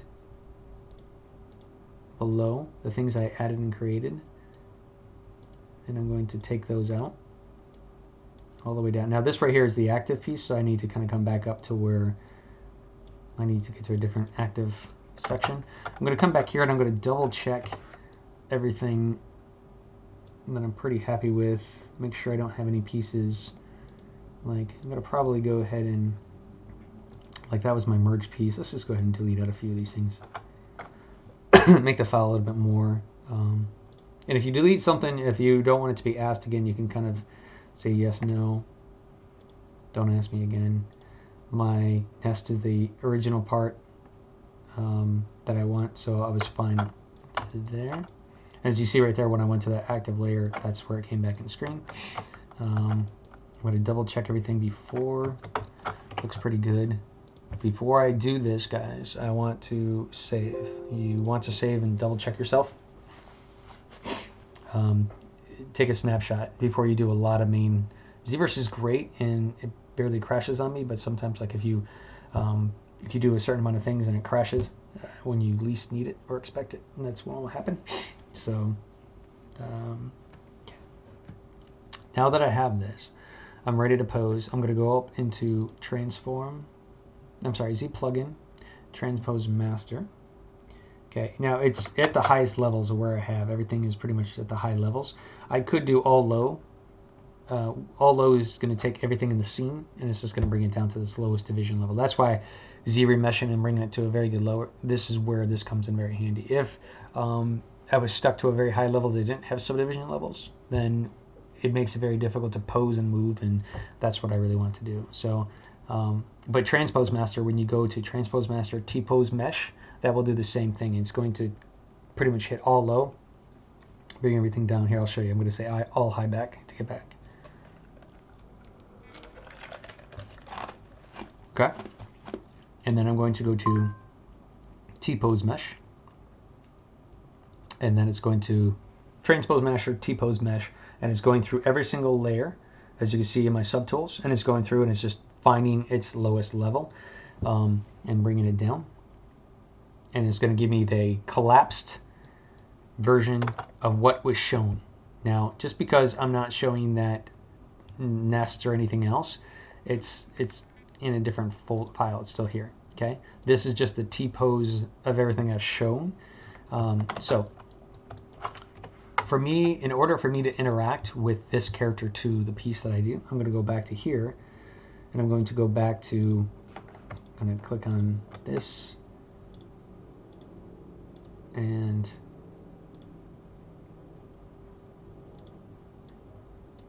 I'm going to bring back in those pieces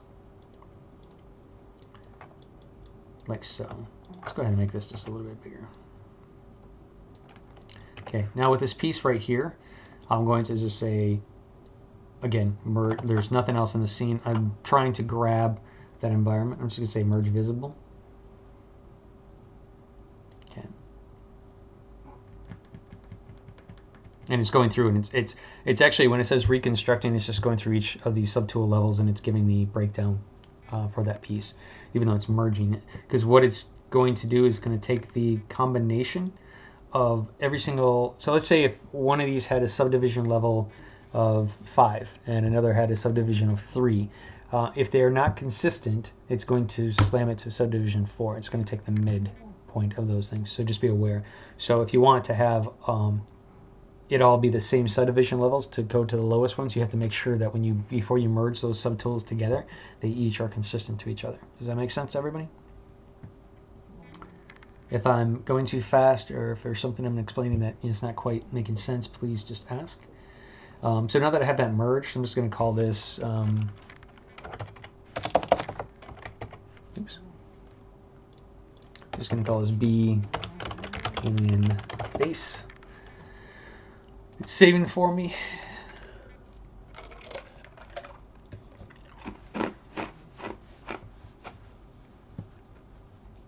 Are you guys still there? I can't tell if this thing freezes up on me sometimes.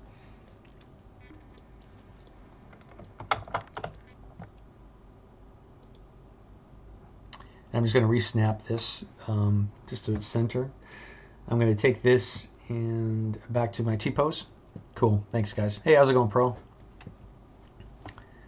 Lurking. Good. That's fine. I just want to make sure you guys, I'm not talking to myself. I do that enough. So I'm going to go back to the T-pose alien B. I'm going to append in that alien base, and it's going to snap in pretty much where I want it to be. And then you can, if you want, just kind of like, let's say if I just want this a little bit darker, you can actually see the color of this right here. The active is not going to show up, and I'm just going to go to color, and I'm just going to say fill the object. Okay, I'm just going to give it a little bit of color variation to have the character snap out. Okay, so now that this sucker is T-posed, this is where I can now take this character and start posing him to the action. Okay, good. Thanks, guys. I appreciate it. A lot of times what you need to do, this is you can actually switch to the old transpose tool if you want, if you're more used to that. Oops. Okay. If you guys say I did the undo and you're like, oh my god, it's a star, that's because it took a primitive into its action before it slammed it and put it together. So that's why. But I'm just going to move this down just to center its mass at the moment. I'm holding down Alt just to move this, and I'm going to kind of let's say I want him to sort of be lurking over this creature, like so. Let's have him kind of high up for the action. So now, because I took the time to separate each of these pieces into its own,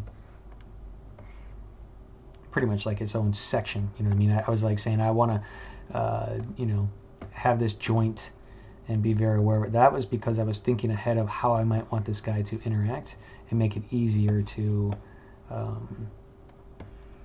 break down.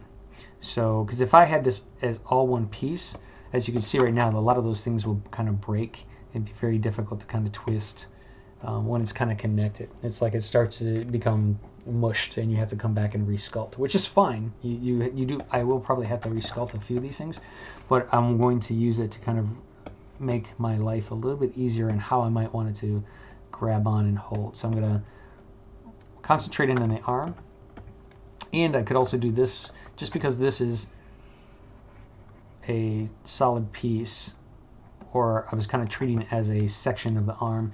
You can use your mask pen.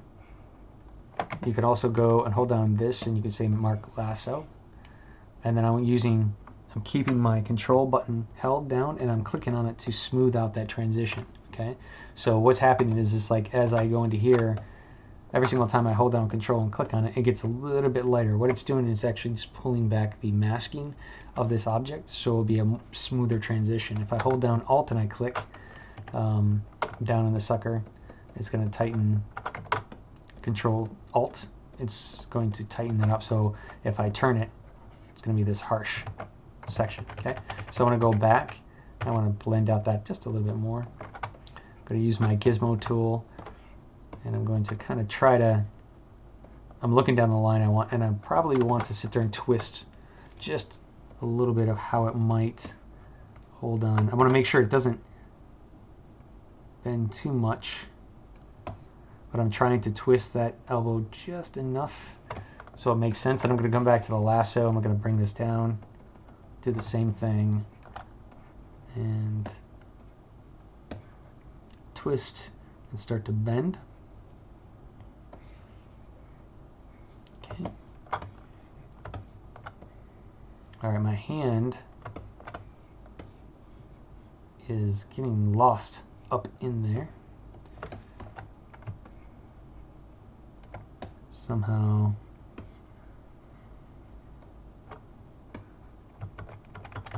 I'm going to take a look at that again. I have hands on this side, but I'm losing the hand on that side. So let's take a look. I'm going to hit solo. That's because this hand's over here. Okay, so it's like I had it separate and I'm like going, where's my hand? I've totally lost it. So that's good to know. Whew, I found it. Okay, so I'm just going to go back and pull back to what I was doing. And the hand was in the rock. That's why I didn't see it. That's why I was like, what the hell's happening? So, because I broke that up as well. I forgot since I wasn't working on this for a little bit. So, how's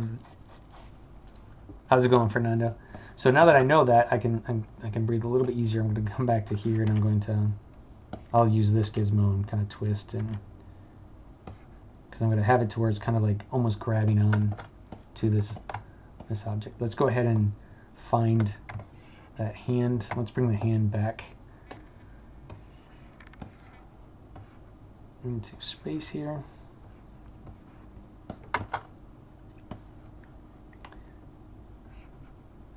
And then I'm just going to kind of and if you're remember that rock is, if it's getting in the way, just go ahead and hide it.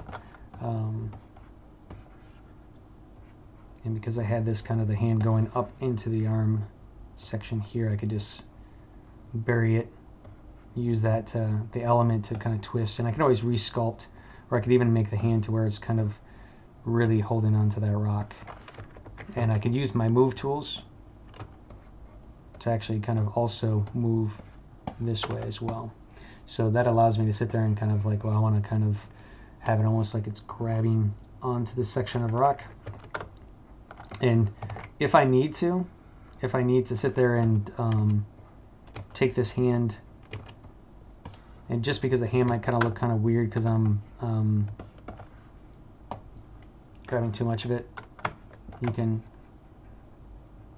I'm just going to grab those fingers, that finger or whatever, I'm going to use this to pull up as well. So that way when I turn that off, I can have my thumb kind of going up a little bit, almost like it's going to grab on. And just because that rock right now at the moment does not have, you know, a section for it, I can go back to that nest piece and I can almost kind of like, let's say if the he's clawing into it, well, there's no claw marks, well, then you just go back in and you just resculpt in where that hand or that story or that character might have been interacting with the environment. So, okay, so I have that hand piece kind of placed. I'm going to go back to my object here. I'm going to turn off my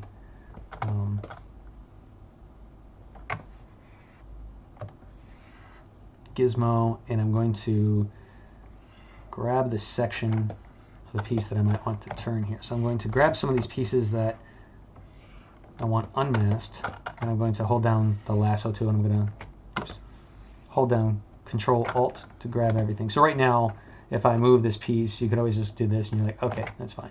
Because I want to kind of twist. Well, if I want to twist the character, if I twist this whole piece, that kind of works, but I might want to keep his waist and his lower torso still. With that grabbed, if I hit solo, well, this whole object right now is a solo, so I'm going to grab Control, and I'm going to lasso out this section. And then I'm going to, the arm and the legs were still solid, but I'm going to blend in this twist a little bit.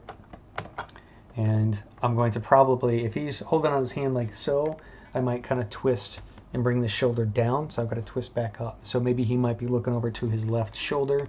And again, you might have to try a few poses. I mean, if you look at animators, a lot of those guys, they go through and they look at like, oh, how is this character going to react? Again, from life, study actions, study motions, because the more believable it happens in real life, the more believable your creature, your story, your characters are going to be. So, so with that twist happening, I'm going to start twisting up. But if you notice right here, my gizmo is kind of off. So I want to remove, move this to pretty much to the spine, because that is what it's connected to. You know, you can't. You can move your body, but your spine is where the connection is going to be. So I'm going to embed it kind of into the center here, where the spine would be, and I'm going to slightly twist. Okay, just a little bit, because I'm going to kind of bring that little section here, and I can use this move tool to kind of also play with this just some. But you can also hold down. You know, I can actually come up here and say, well, I want to go a little bit higher, okay, up the body, and then I can blend back a little bit, because then I can just move the spine turn up a little bit, okay. I can do the same thing again, let it save. And so what I'm doing, I'm actually kind of slowly reducing that sharp turn from the torso, because your body just doesn't turn from your waist. Everything, the motion flows through your body. So to twist your upper body, it reduces, it kind of like slows down and turns. So your torso's slightly turning, but your upper body might be moving quite a bit. So that's what I'm kind of trying to do. I'm trying to create that little, now these little pieces right here, this is where I have to pay attention to, that if I have intermixing subject matters or elements going through, I have to be very aware that they're going to start to cause an effect, and this is where the resculpting might kind of go. So if I'm fine with that little turn, and you see how harsh that was right there, so I need to kind of smooth it up a little bit and then turn just slightly, but then I might skip over top of that element and go, you know what, I'm going to start concentrating on the neck turn of where he's going to, and this piece right here is a hard carapace, so be aware as well that if you have something as like an armor piece or whatever, armor is not going to twist, it's going to be a solid state. So even though I have pieces in here that are armored, I'm using the flesh to pretend that I can turn. So again, it's my character, it's my design, so I'm trying to make sure like what is believable, you know, what's going to work, what's not going to work. So once I have this, I'm now going to bring this up a little bit further, bringing it to where, again, the neck is going to be, and I'm going to slightly turn. And I might start adding, he's turning here, I'm going to probably start to bring his neck up a little bit because he wants to be more, the danger is coming from above him. And let's go ahead and blend. Okay. And because he's hunkered over too, I probably want to, you know, I don't want him looking down, I want him to start kind of looking up a little bit. Now he's got a pretty big neck that I can probably really manipulate quite easily. But I want to be careful still that that blend happens somewhat smooth. And you saw I grabbed that little antenna in the back, so I want to pay attention to that as well. Didn't mean it. I'm holding down Alt, okay? And let's go ahead and move this. Gizmo got kind of screwed up, so reassess the gizmo. If it's a little sharp, okay. And see, the reason that turn is kind of funky is because my gizmo is way off. Was working on one, but not enough on the other one. I'm going to smooth this back down because I'm starting to stretch the neck a little bit more. And I'm going to come back to my move tool and I'm going to kind of blend out. The more extreme you are, the more it's going to cause your issues on your resculpting, so you want to kind of take your time when you're telling us. If this is still too where he's not able to look up enough, like if I say, okay, something's attacking from the sky and I can't get the head because it's hitting the back or whatever, then you have to switch the body. I might have to bend the body or the torso, or I just might have to go like, you know what, yeah, you're moving up a little bit more, you know what I mean, and I'm moving your hand up in the pose, so I could still have that pose and that twist, and you know, just to help me tell the story. Okay, so, and if he's from the front, I can actually use the twist of that. So now let's go ahead and I think he's looking pretty fair on this little section. He's kind of like saying, okay, there's something coming.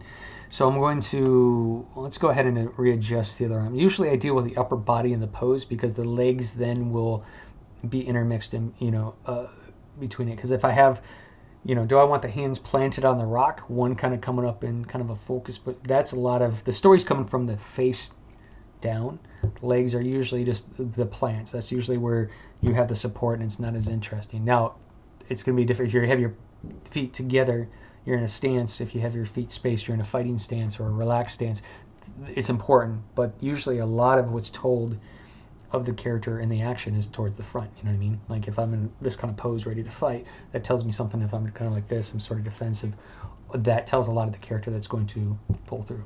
So try to think, you know, and also, what does this client want to say? You know, like what is this story of this character to the client that I was doing this for? You know what I mean? Like was it for a you know, the Quiet Place, whatever, like these monsters are coming to attack and kill you, and they have like, you know, or is it more of like a monster, or, you know, E.T.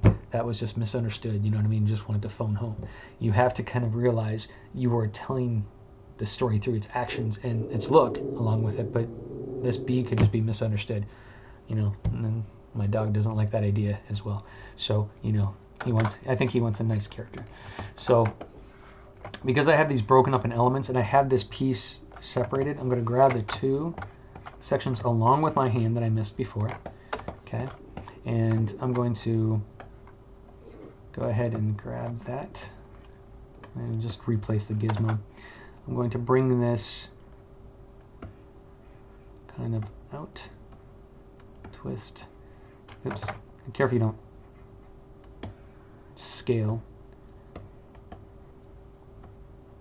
And I think I'm going to use this as more of like he's kind of maybe, okay, for the story, if we're going to bring in like the little insects, let's say he was, or, you know, checking out the babies and was just picking up the babies to see how they were alive or whatever.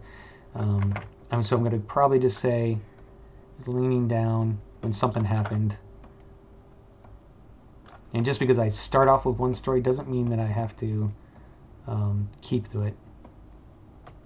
but I'm just posing this right now, so I'm getting the object in. Now, I'm turning it quite a bit, so I've got to be careful about how much I turn this object in, because I might have to do a lot of resculpting based on this. I could actually just bring this out, but I like the idea of like maybe it's just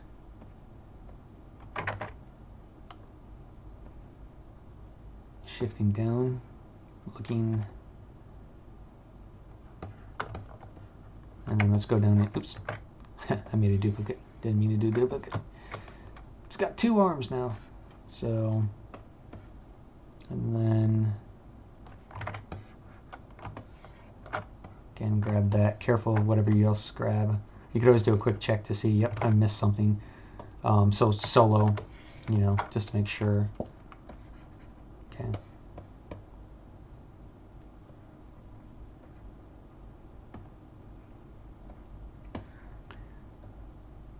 Alright, so it's kind of grabbing the section. Let's go down and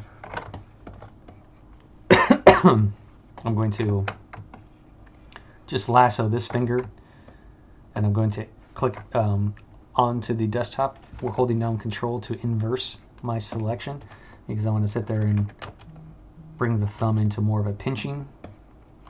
And I'm going to do the same with this finger. You can actually just, I'm holding down Control. Okay, let's try to get a better section. Same thing, holding down Control, using that to kind of grab, and I'm doing my fingers into more of a pinching motion. Okay, now I want this to twist or bend a little bit stronger. So I'm doing the lasso. I'm going to move my gizmo, and I'm going to hold down Alt. I'm going to bend here, and I'm going to hold down Alt, and I'm going to kind of use that to twist that pivot section just a little bit more, because that's my heavier finger, but I want to, oops, just, that's how you kind of like take something like, so if I'm here and I want this piece right here to be, I'm pivoting directly in that point. There's no, it's, the Alt is kind of changing. Doesn't really do, you can use that to twist. If I need to twist a little bit, holding down the Alt will actually just affect that a little bit more. Okay, and that's based on the mask as well. So if I go here and I want to move this down, I can sit there and, you know, use that to, let's bring this up a little bit. If I want to use this end piece right here to bend that in, I'm just holding down the Alt to really make that a lot sharper. Okay, so you use that transpose to kind of move that a little bit better. I think that's good enough for right now. I might do this to where I'm just going to grab this little section, and I'm going to bend and turn, and I'm going to use that to, I'm using the Alt function to kind of smooth that out a little bit, because I got a little bit hard. And you can actually just, let's see, let's mask this. Let's try. Okay, that's masked. Masked it down to there, because I want to kind of take this and let's twist it a little bit. And just play with some of the shape a little bit. Okay, so as you see, the arm looks kind of twisted. So I think at some point in time this got kind of turned a little bit too much. This is where I just can go back and use the move tool to actually kind of try to make that a little bit more natural. You can come back in and try to undo it if you messed up at some point in time. Let this save. Come on. But I'm just going to probably just slightly manipulate the shapes just to, you know, it's all good. So now let's deal with the legs. Since he's actually coming in here to kind of take a look at the babies, that's where, you know, the idea was. He's got his claw on one, he's going to be picking up another one on here, and he's kind of looking out. Let's make it look like he's really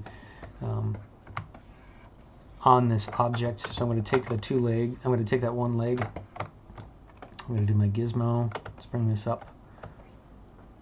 Again, if you guys have any questions about this, or I'm going to pivot strong. So this is going to be kind of where he is really lurched up,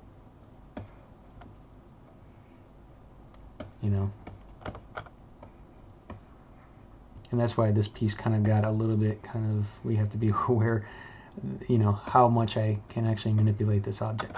I'm getting kind of lost, like what's my pieces, what's where. So I'm going to pull it back a little bit. Okay, and then let's go back to here. Okay, let's play with this leg. Okay, now again with like just like the neck joint and anything else, I'm going to use this to kind of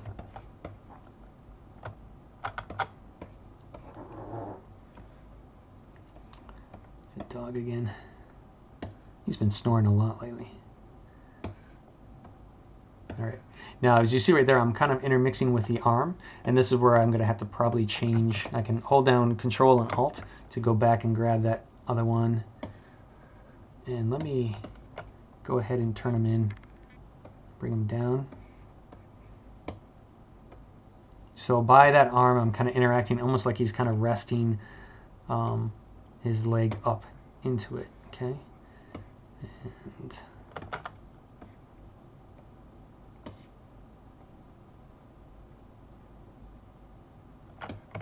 I'm using this to turn down so his knee's almost kind of touching.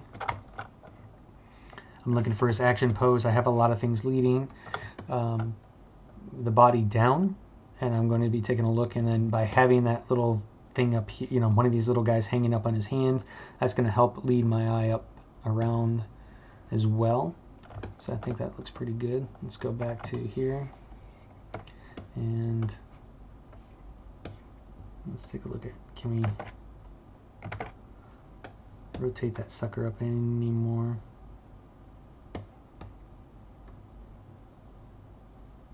What I'm trying to do is just give it some place where it can kind of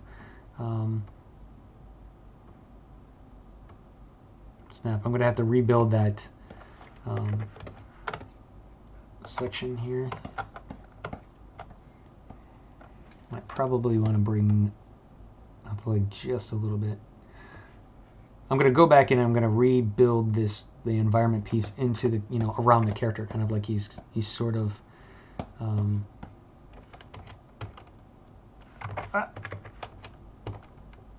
he's in the environment, you know what I mean? So I could even add like a little subtle bend to his leg if I want.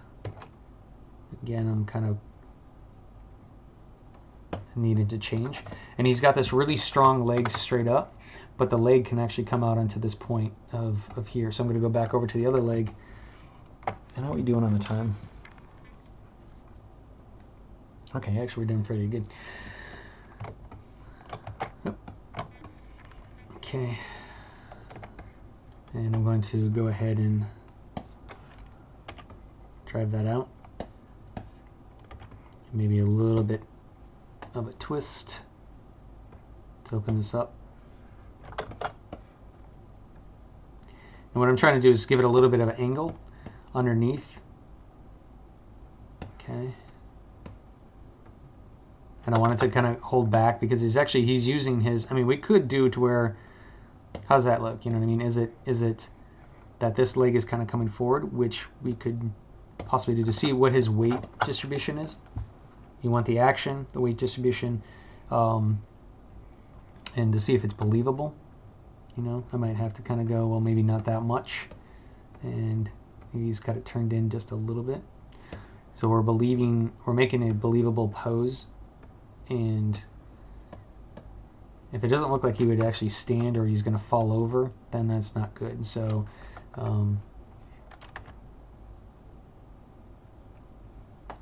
but I don't want him just having his legs straight down, you know what I mean, into it. So I want to bend up his knee just a little bit to make him feel weighted. If he's actually just feeling like he's barely touching something and he feels like he doesn't belong in that scene, I want him kind of feeling like he's really he's got a lot of weight, and he's actually kind of interacting, you know. So we'll actually do some scuff marks and we'll add some like little pebbles or whatever just to help him. The subtleties are key from that. So I'm going to mask out this little section of the leg.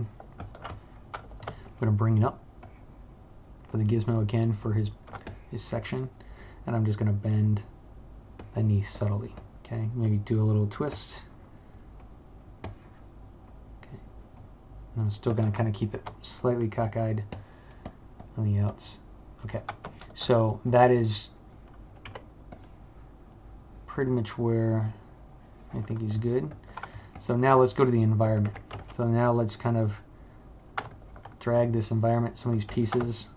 Now, because I actually was able to reduce them, I can actually go down to the lower level, and I'm going to make it a little bit taller just so I can move it. Okay. Because what I'm doing is I'm actually kind of bringing a few things into this section here, making it look like it's kind of part of it. Let's go ahead and I'm going to pull back in where that thumb is. Now I'm sculpting that rock that he's kind of clawing into. He's kind of holding.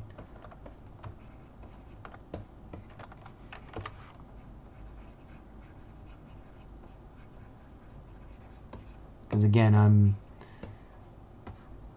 going to be able to manipulate the scene to make it how I need it to be. Just because I had the rock as is does not mean I only have to maneuver the character.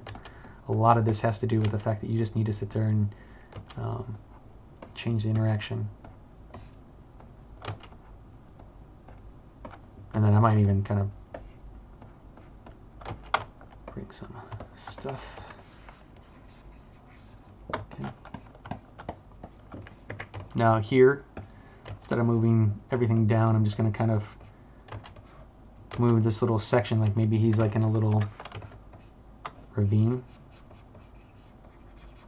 And I don't have to show all of his foot. I get to show some of where he's kind of maybe embedded in a little bit.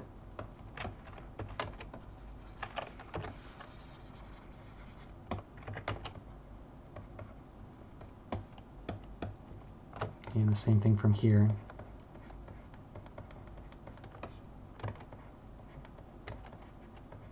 So there's his foot on the section. I'm just going to open this up a little bit. Let's give some flat area. And where he is, did not mean to subdivide.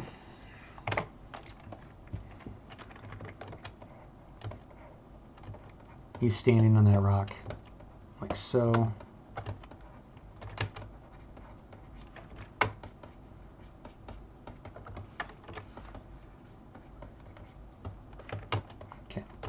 That's part of the story. Now, I can even make that a little bit. I could have some negative space in there. I could actually have it to where he looks like he's closer, like this is a little bit bigger section of a rock. Play with some of the shapes to see what's kind of working and what's not. Okay. Okay, so there's my pose. That's where he's at. Now, I think that's pretty good. I'm going to probably bring in, one of these little babies. I'm going to place him here as well, and I might just add some different things before I finish this up. So I'm going to save. Before I bring this out, I'm just going to go ahead and save as, and I'm just going to call it pose. Scene pose. If anything, if this thing crashes, it doesn't go back properly or whatever, at least I have it to where I was kind of thinking of how I was posing him, okay, how he was in the motion, and then I could just redo it again and just try to get him as close as possible to what I had. Okay. You have to remember that when I did this scene, I didn't have this rock in here, okay? So what I want to do is I'm just going to go ahead and make a clone of this rock, okay? So when I click on this one, and I'm just going to call it tweaked rock, okay? Because I can bring this back up. It should have the layers. It's updating because remember I did the geometry. So this is my tweaked rock, okay? Because when I come back to this right here, when I did the transpose master, I did not have this rock in scene. I brought it in later to sit there and interact with, but I cannot keep that in scene because if I go up to C plugin and T-pose back, it's going to falter. It's going to have issues because it didn't compute this extra subtool. So I need to delete out this tweaked rock. I need to unmask everything. Okay, and then now this is my character of my scene. Okay, that's the pose I have. And then, now that everything is back to where I actually started from, what I originally T-posed the mesh, I can go back to transpose master and hit T-pose to subtools. So I'm going to click that, pray. Okay, it's going through everything I had initially into that scene, and go back and take every single subtool, those subtools I didn't have, no matching data for the next, it's going to skip it. There's no matching data for that, skip. Even though I had it hidden, it's just skipping that. Come on. And you just kind of pray. You just kind of like, okay, hopefully. I had those turned on, by the way, in the scene that it's going back to, I turned those back on to pull that from. So I should have forgotten to go back and taken that off and gone back to my scene. So it is the one that caused me issues. So now, let's see if we can fix this. I'm going to turn these back all on. I'm going to try this again. I'm going to go down to this section and turn off the things I had off originally from that T-pose. And try this again from here. So I'm going back to this scene. This is the original scene. I think I got everything from this. I'm going to go back to the T-pose and T-pose the subtool. And then now it's going to go back to that original file that I had. Go back to the images that I had on. My eyeballs were off. And then it should go through and take all those pieces with my color information and bring them back to it. So if you ever make that mistake and you're kind of like, why is my T-pose not making it? Those are the reasons. Okay, so you need to actually have whatever that T-pose set up with, that whatever file you had, all the ones with the eyeballs on, all the ones with the eyeballs off, you have to have it exact and go back. Okay, so now it's going through all my pieces and it's flipping them, and then I can go ahead and bring in that merged object. So if I turn these things back on, they're still individual, right?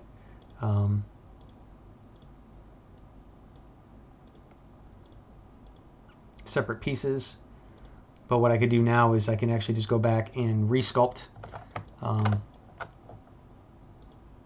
Merge. So I'm going to take this little piece. I'm going to make a duplicate. And I didn't do too much to that environment scene. I didn't, so I could probably, what I'll probably do is I'll just go ahead and just resculpt really quickly again. So let's just say he's holding, and again, gravity, all that makes sense.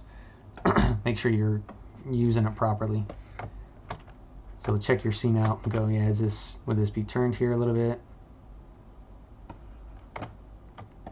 How's that going to work? Let me go ahead and I'm going to put that in between the fingers.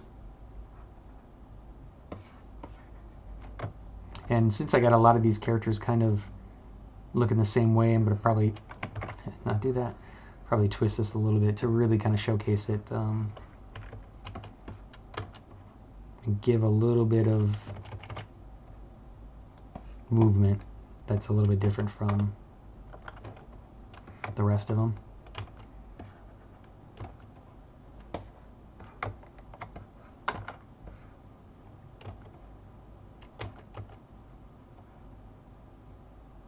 Okay.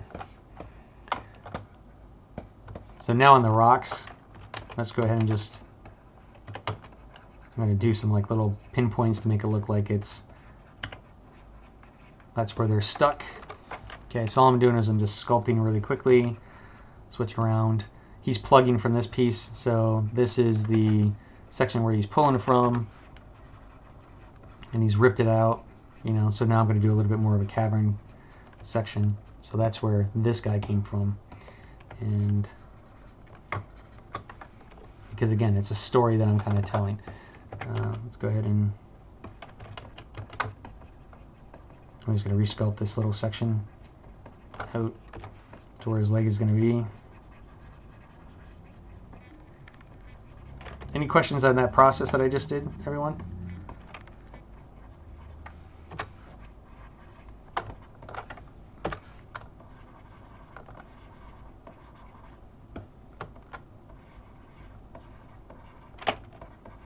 Everybody got it?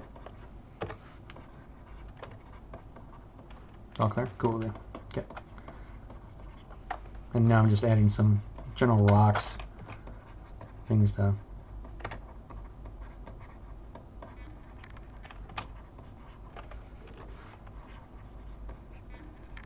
okay. Because what this does is just sets it into the scene. That's part of what we were trying to do. We were trying to not just create a creature, we were trying to create something that would actually be believable into the scene.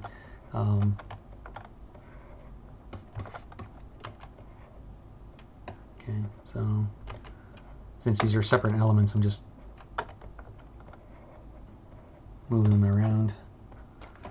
This actually looks like I've got kind of like a little pit that I can kind of create.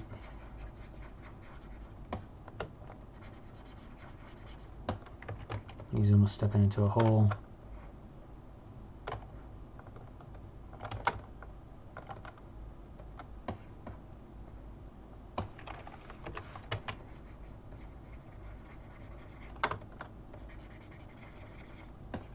All right.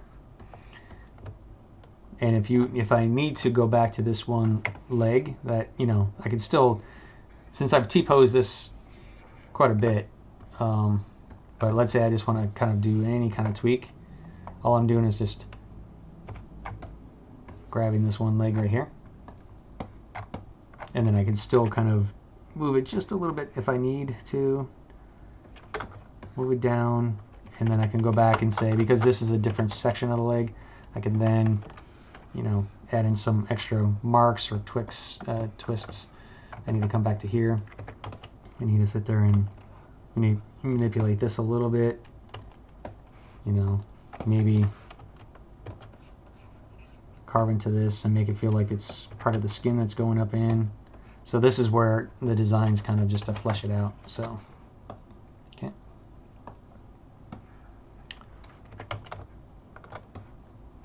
All right.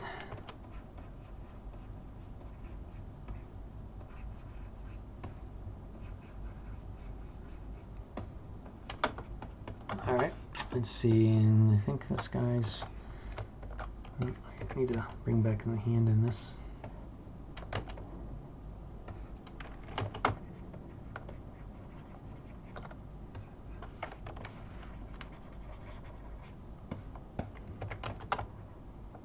So I'm bringing back in that finger, making it look like it's part of, like he's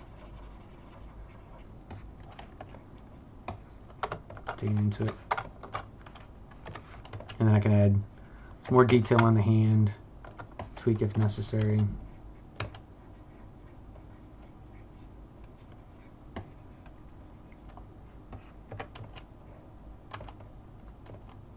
So I had the knuckle going up. And because I'm resculpting, I'm going to change the knuckle direction. Even though I got the symmetry on this from initially, the transpose tool has kind of manipulated it to where it's not catching everything. But okay. So I think that does it. Oh, and if you have something like this, let me see, save as, I'm going to call it, just save this sucker.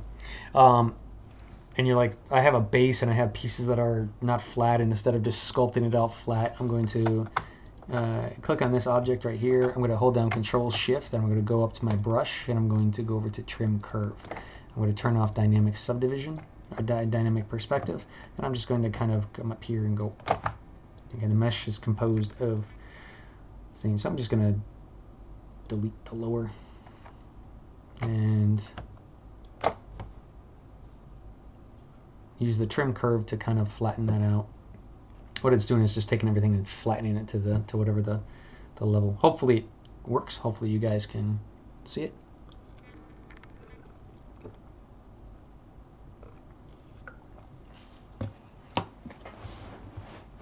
Can everybody hear me, or my computer freeze up?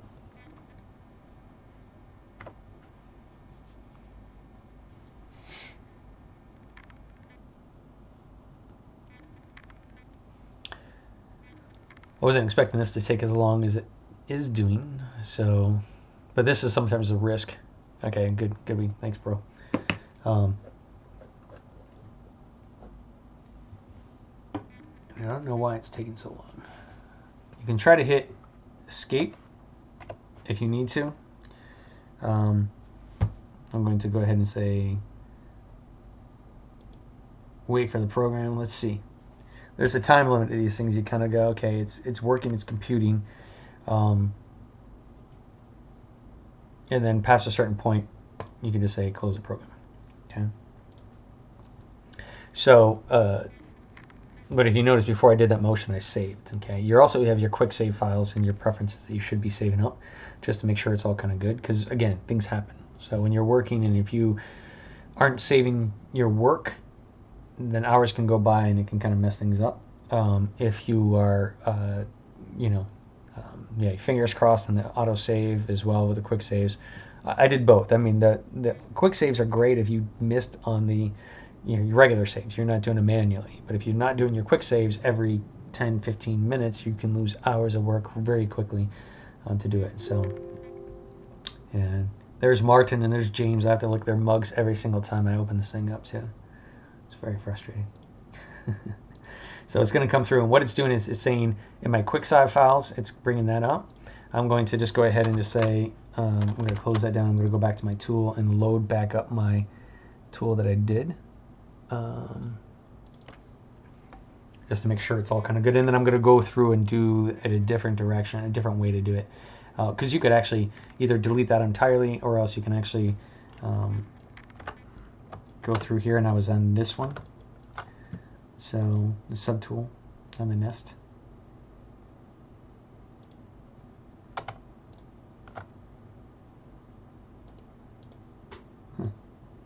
Okay.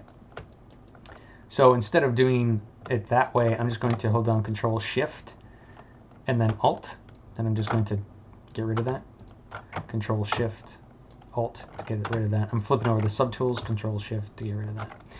Because what it's doing is just making it look a little bit nicer, and that's his foot right there. So his foot's buried into that thing. So I could actually probably bring that up just a little bit if I'm worried about, like I now that I have these pieces separated by parts, I can, if I need to, go ahead and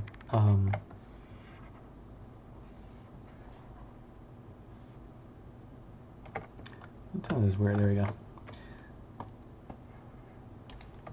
You can go to individual layers. That's weird.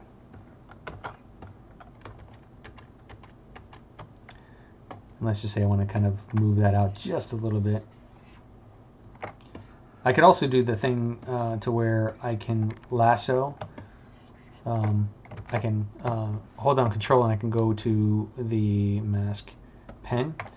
And what that does is it allows me to use my brush, not that, did not do mask circle, mask pen, and then that way I can kind of paint out the area that I don't want to move. So let's say I was fine with that hip being where it's at, and I just want to move and rotate this leg just a little bit while keeping that, then I can just do like so. Okay. And then, and of course, if I mess with that, I have to kind of mess with this.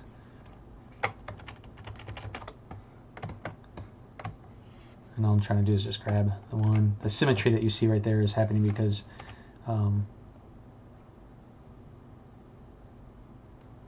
had that symmetry on that object before, so it's trying to find it. And I'm gonna bury him a little bit. I could actually go back to this and just manipulate the leg if it's a little too much.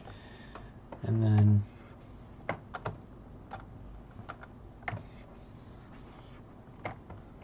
turn on symmetry again.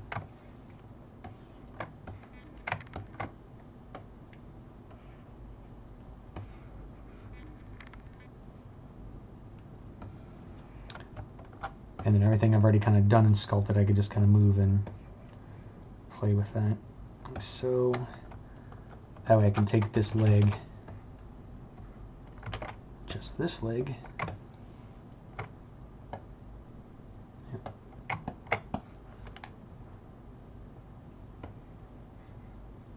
move it up just a little bit. I could even cheat. I could even say, hey, that's a really short leg. Or I could pull this out more, to where maybe it's got more of that straight section and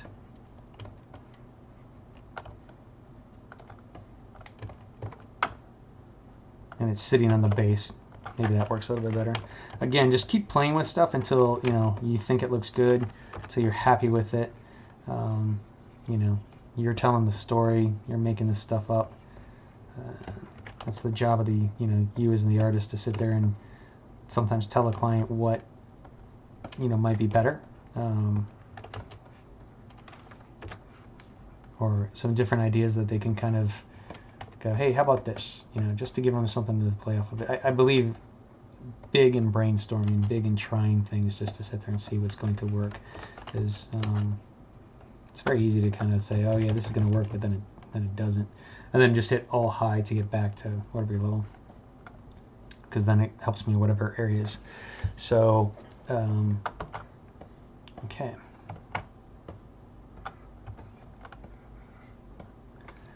And my preferences, edit. I was like, why is my dimming done? So when you take a look at that, then this is where you kind of, you debate. You can add like tiny little, so this doesn't feel like it's just by itself. Now this thing is pretty low, because it was just a sphere. So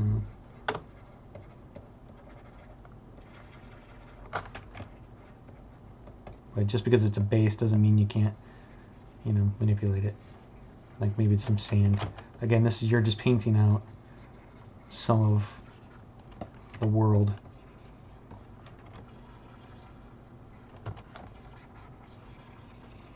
Okay, taking the time to make it that extra oomph of interest. And definitely do not go, sign your name really large or whatever.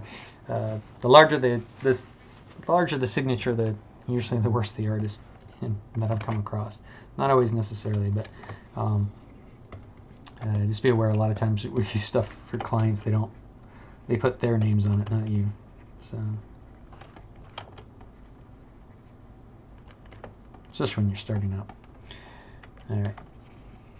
So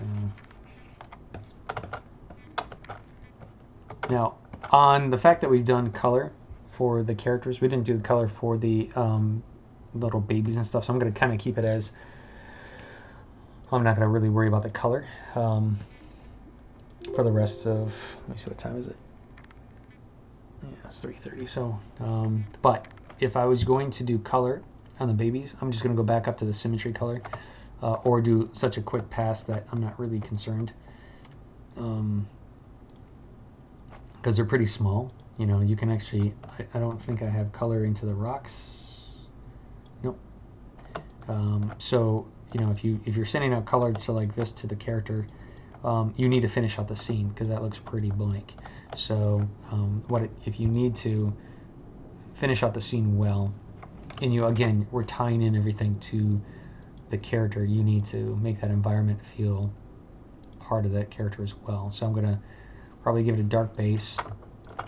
These rocks, I'm not going to pick a exact color of the character, but I'm going to kind of like, let's say if this character belongs in an earth tone type of thing, maybe I might bring it to where it's more of a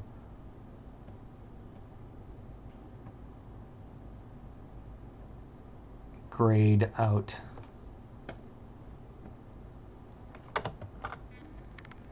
And we probably want to go just like we were doing with the character itself. Let's go ahead and fill this object a little bit to a dark section. And let's just do some quick alphas of, you know,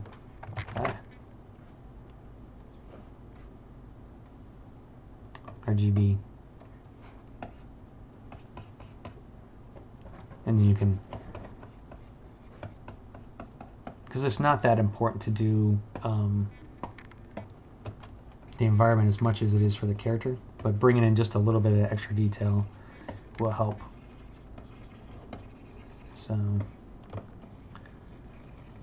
if the client's asking for color, if you're trying to finish out the full concept of this is, you know, a full scene, this is a full, you know, I need to know the character color, I need to know this. So I'm kind of doing like a flesh nest. That's why I was choosing something like this color, and I've got kind of like a veinage alpha to kind of help me break up this little section as well. And then, so if I was doing kind of like a flesh alien world, then maybe underneath the rocks where the babies are kind of stuck to, I might kind of go a little bit more towards a red flesh. And again, this is where, you know, whatever color you're kind of pulling this into, it's a little heated. So these rocks are warm. These rocks have some like lava blood feel, so that's why they put them on the rocks, so you can actually, you know, warm the babies, because they don't. Again, it's BS, but you're making it up. So you're telling the story. And I mean, hell, that's how a lot of stories get made, is just someone just made it up first. So that's where, like, kind of like, you know, maybe the heat is a little bit underneath the rocks, and, you know, maybe that little section down here where we were cutting for his foot, that's where some of the heat came from. Okay.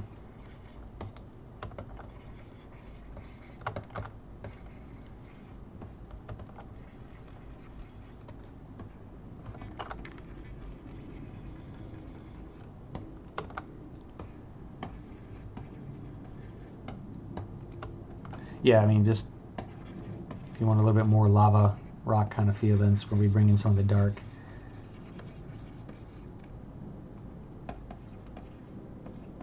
And this is where you can even paint in a fake shadow if you need to, where you're setting, or the rocks where they're on, to help separate them a little bit.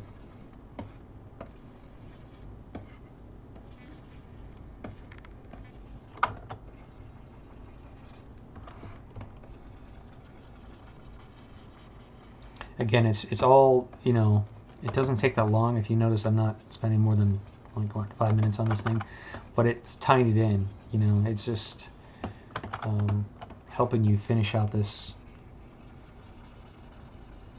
to tell your story to your client. The more you can do to kind of help them sometimes see your vision, the better, because, you know, not necessarily they're gonna agree with it all the time, right? They're not gonna go, yeah, it's genius. More likely than not, they're not going to, but still, it's an attempt by you to sit there and kind of finish out the design overall. Alright. And again, I could pick out that color that I've already used previously, or I could even go to a lighter color if I want some highlights. Pick out some of those rocks that I did.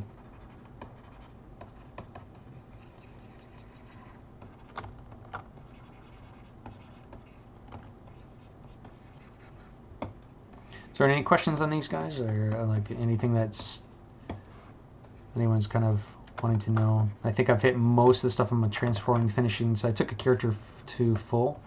In the different videos I have, you know, on this character, this is number 3, I think, to finalize out, you know, overall what we've done. And then I might take this color right here and actually,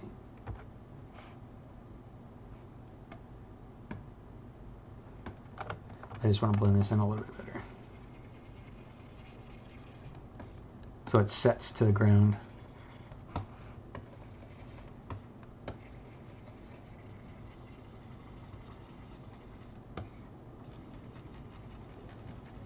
Okay.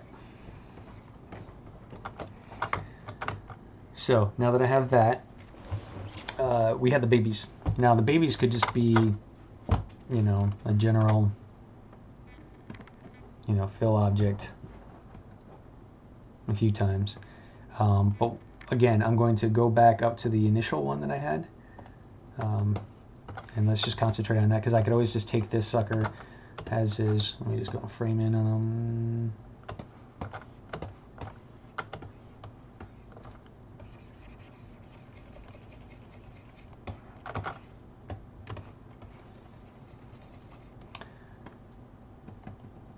Alright, let's borrow some colors from, I'm going to go to the dark warm side for his back. I have a symmetry on this sucker, so that helps me get this done a little bit faster. If you don't want the alpha, or you want to change the alpha, go ahead and change the alpha.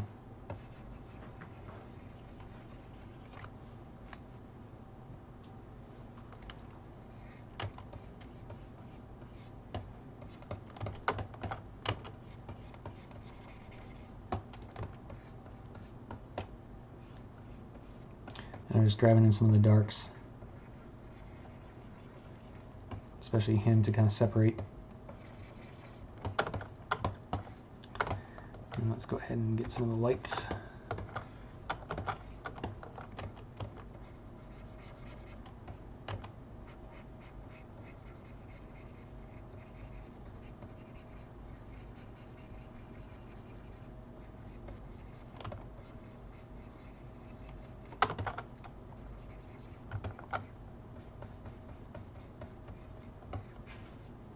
Oops.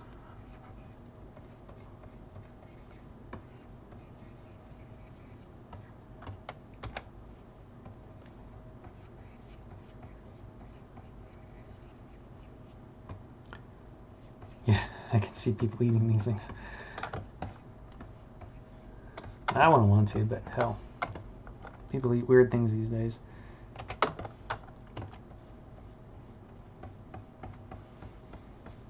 And we're playing with the color just to sit there and tie it in for what it is, because it is a little bit smaller.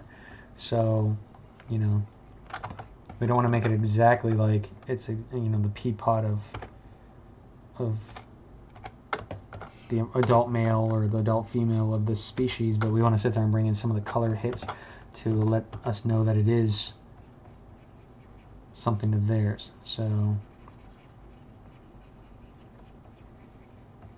because I mean, like, the babies necessarily won't have the exact coloration of the adult, but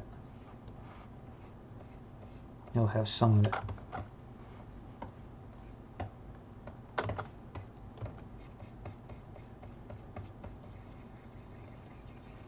Okay.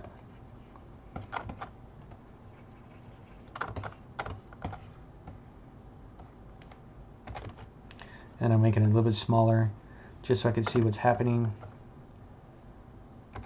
and putting in some of the colors.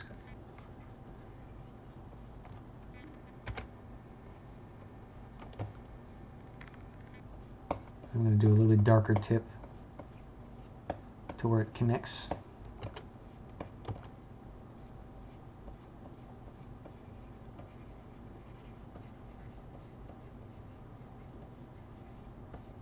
And I'm keeping it purposely kind of a little bit more distance on my screen, just because I want to see what it's going to look like from a distance, like, you know, how it's going to pop.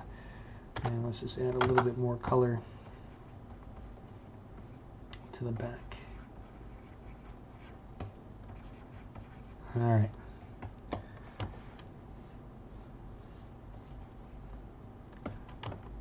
It's like a banana. Okay. So once I have this, I'm going to then make a duplicate, move, turn off the symmetry before I do it. And let's just bring them down to where they were before.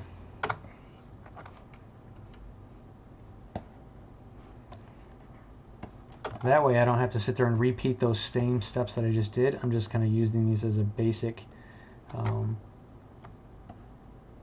general placement. So it's kind of turning around some of the idea of what I was using them for before.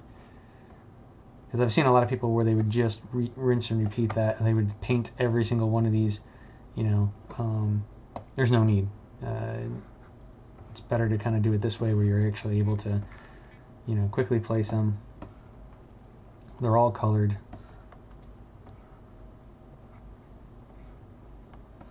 And then I can come back and, you know, manipulate them here in a second.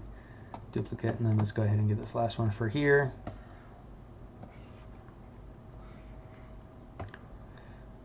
And even though I kind of played around with this one piece, I can do it again, because I didn't take too long in doing it the first place. So then you come back up to here to the ones that are not. So let's just go ahead and delete, delete, delete, delete. Okay. So now I have those four. Then I can just sit there and, oops, delete, and then manipulate this how.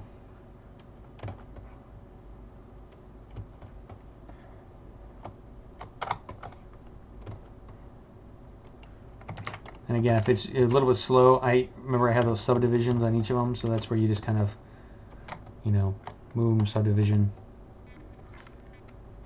Same thing for these.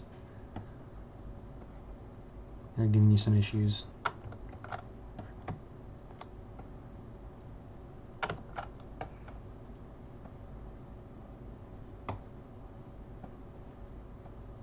Okay.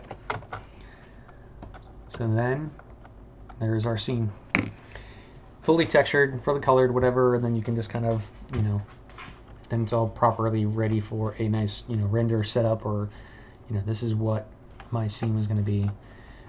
You could honestly, if I wanted a duplicate of this guy, then all I would actually do is just kind of, you know, you can take these guys and say, do I need a secondary,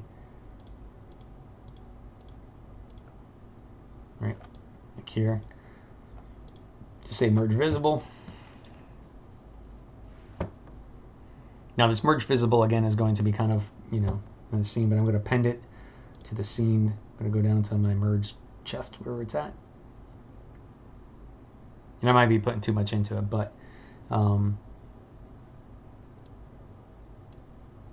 yeah, it did not like that at all. So let's go ahead and delete that. That's kind of weird. Something got lost. There's probably I don't think I had a recording on it, but for some reason it just did not like the merged. But then if I wanted to add this guy, another one into the scene, then I would go ahead and just do the same thing, transpose, place it over here on the back of the rocks, sort of like I did with my alien jungle and such. If I just want to showcase my sculpt, then I'm just taking off my color and I'm just placing it. I'm going to do dynamic perspective. My draw, I want it back up to my new girl. Let's go. I'll be out in a second. So the dynamic perspective, as you see, it kind of pushes, it makes it a little bit more interesting. So you just try to find, you know, some of the interesting parts to it. Usually what I'll do is I'll make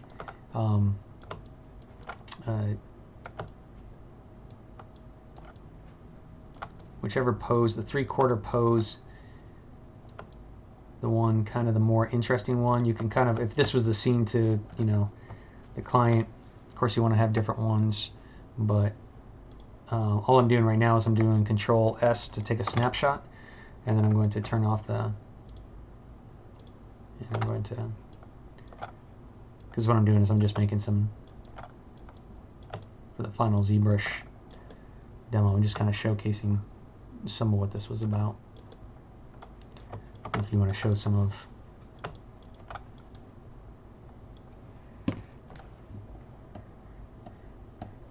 maybe turn it from here.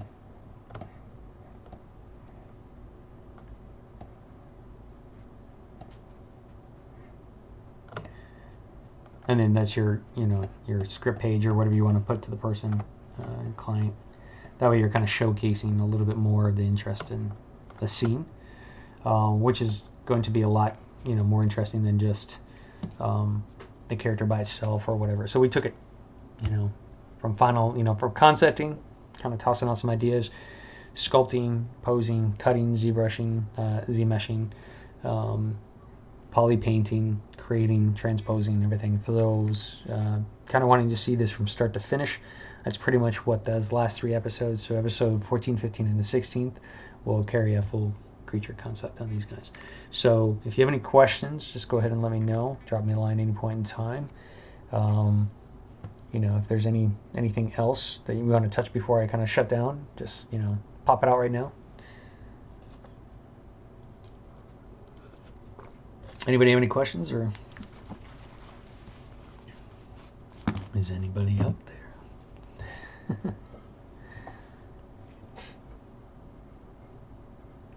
Nope.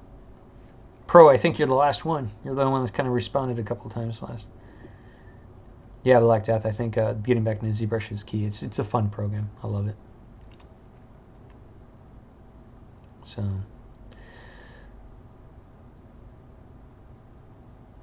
all right. Well, yeah, lots of lurkers. Thanks, Timothy H. I like talking, guys. It's no fun talking to myself.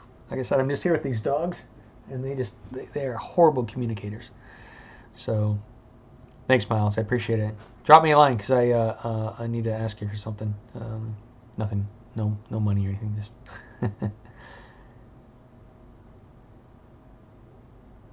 Yeah, well, motos, I mean, honestly, when I was at id, a lot of people love motos, and there's, Tor Frick is phenomenal with moto, and so is Seneca Menard. You guys should look those guys up. It's your own, you get used to a certain program. I was, plenty of times I was threatened to use Maya. Maya to me is more for animation, or it's towards the West Coast guys. Different parts of the industry use different things. A Max, even though I don't really touch Max as much as I used to because of ZBrush allowing me to do a lot of different things. And then, Substance Painter came in, Painter, Photoshop, that kind of stuff. So there's different programs that keep coming in and kind of changing the game, and you just have to ebb and flow with it. So, but I've seen Moto, but I haven't really had a chance to use it that much. But I watch other guys that do, and I'm like, okay, that's pretty cool. That would be pretty neat. Because there's certain things in Max that are difficult where Moto makes it easy, and so on. So, but... all right, guys. Well, I appreciate everybody joining me today. I'll probably be in like I said, bi-weekly. So, drop me a line anytime. bbriley.com. You can find me, email bsparky6@yahoo.com if you want. bbriley at wearegrim. .com. So if you guys don't mind dropping me Instagrams, giving us some likes, spreading the word kind of stuff, it definitely, we appreciate it. And I appreciate as well you guys taking your time out of your day. So, okay. Hope everybody has a great day. See you in a few weeks. And thanks much again, guys. Absolutely. Anytime. Drop me a line if you guys have questions, please. Okay? All right. Take care.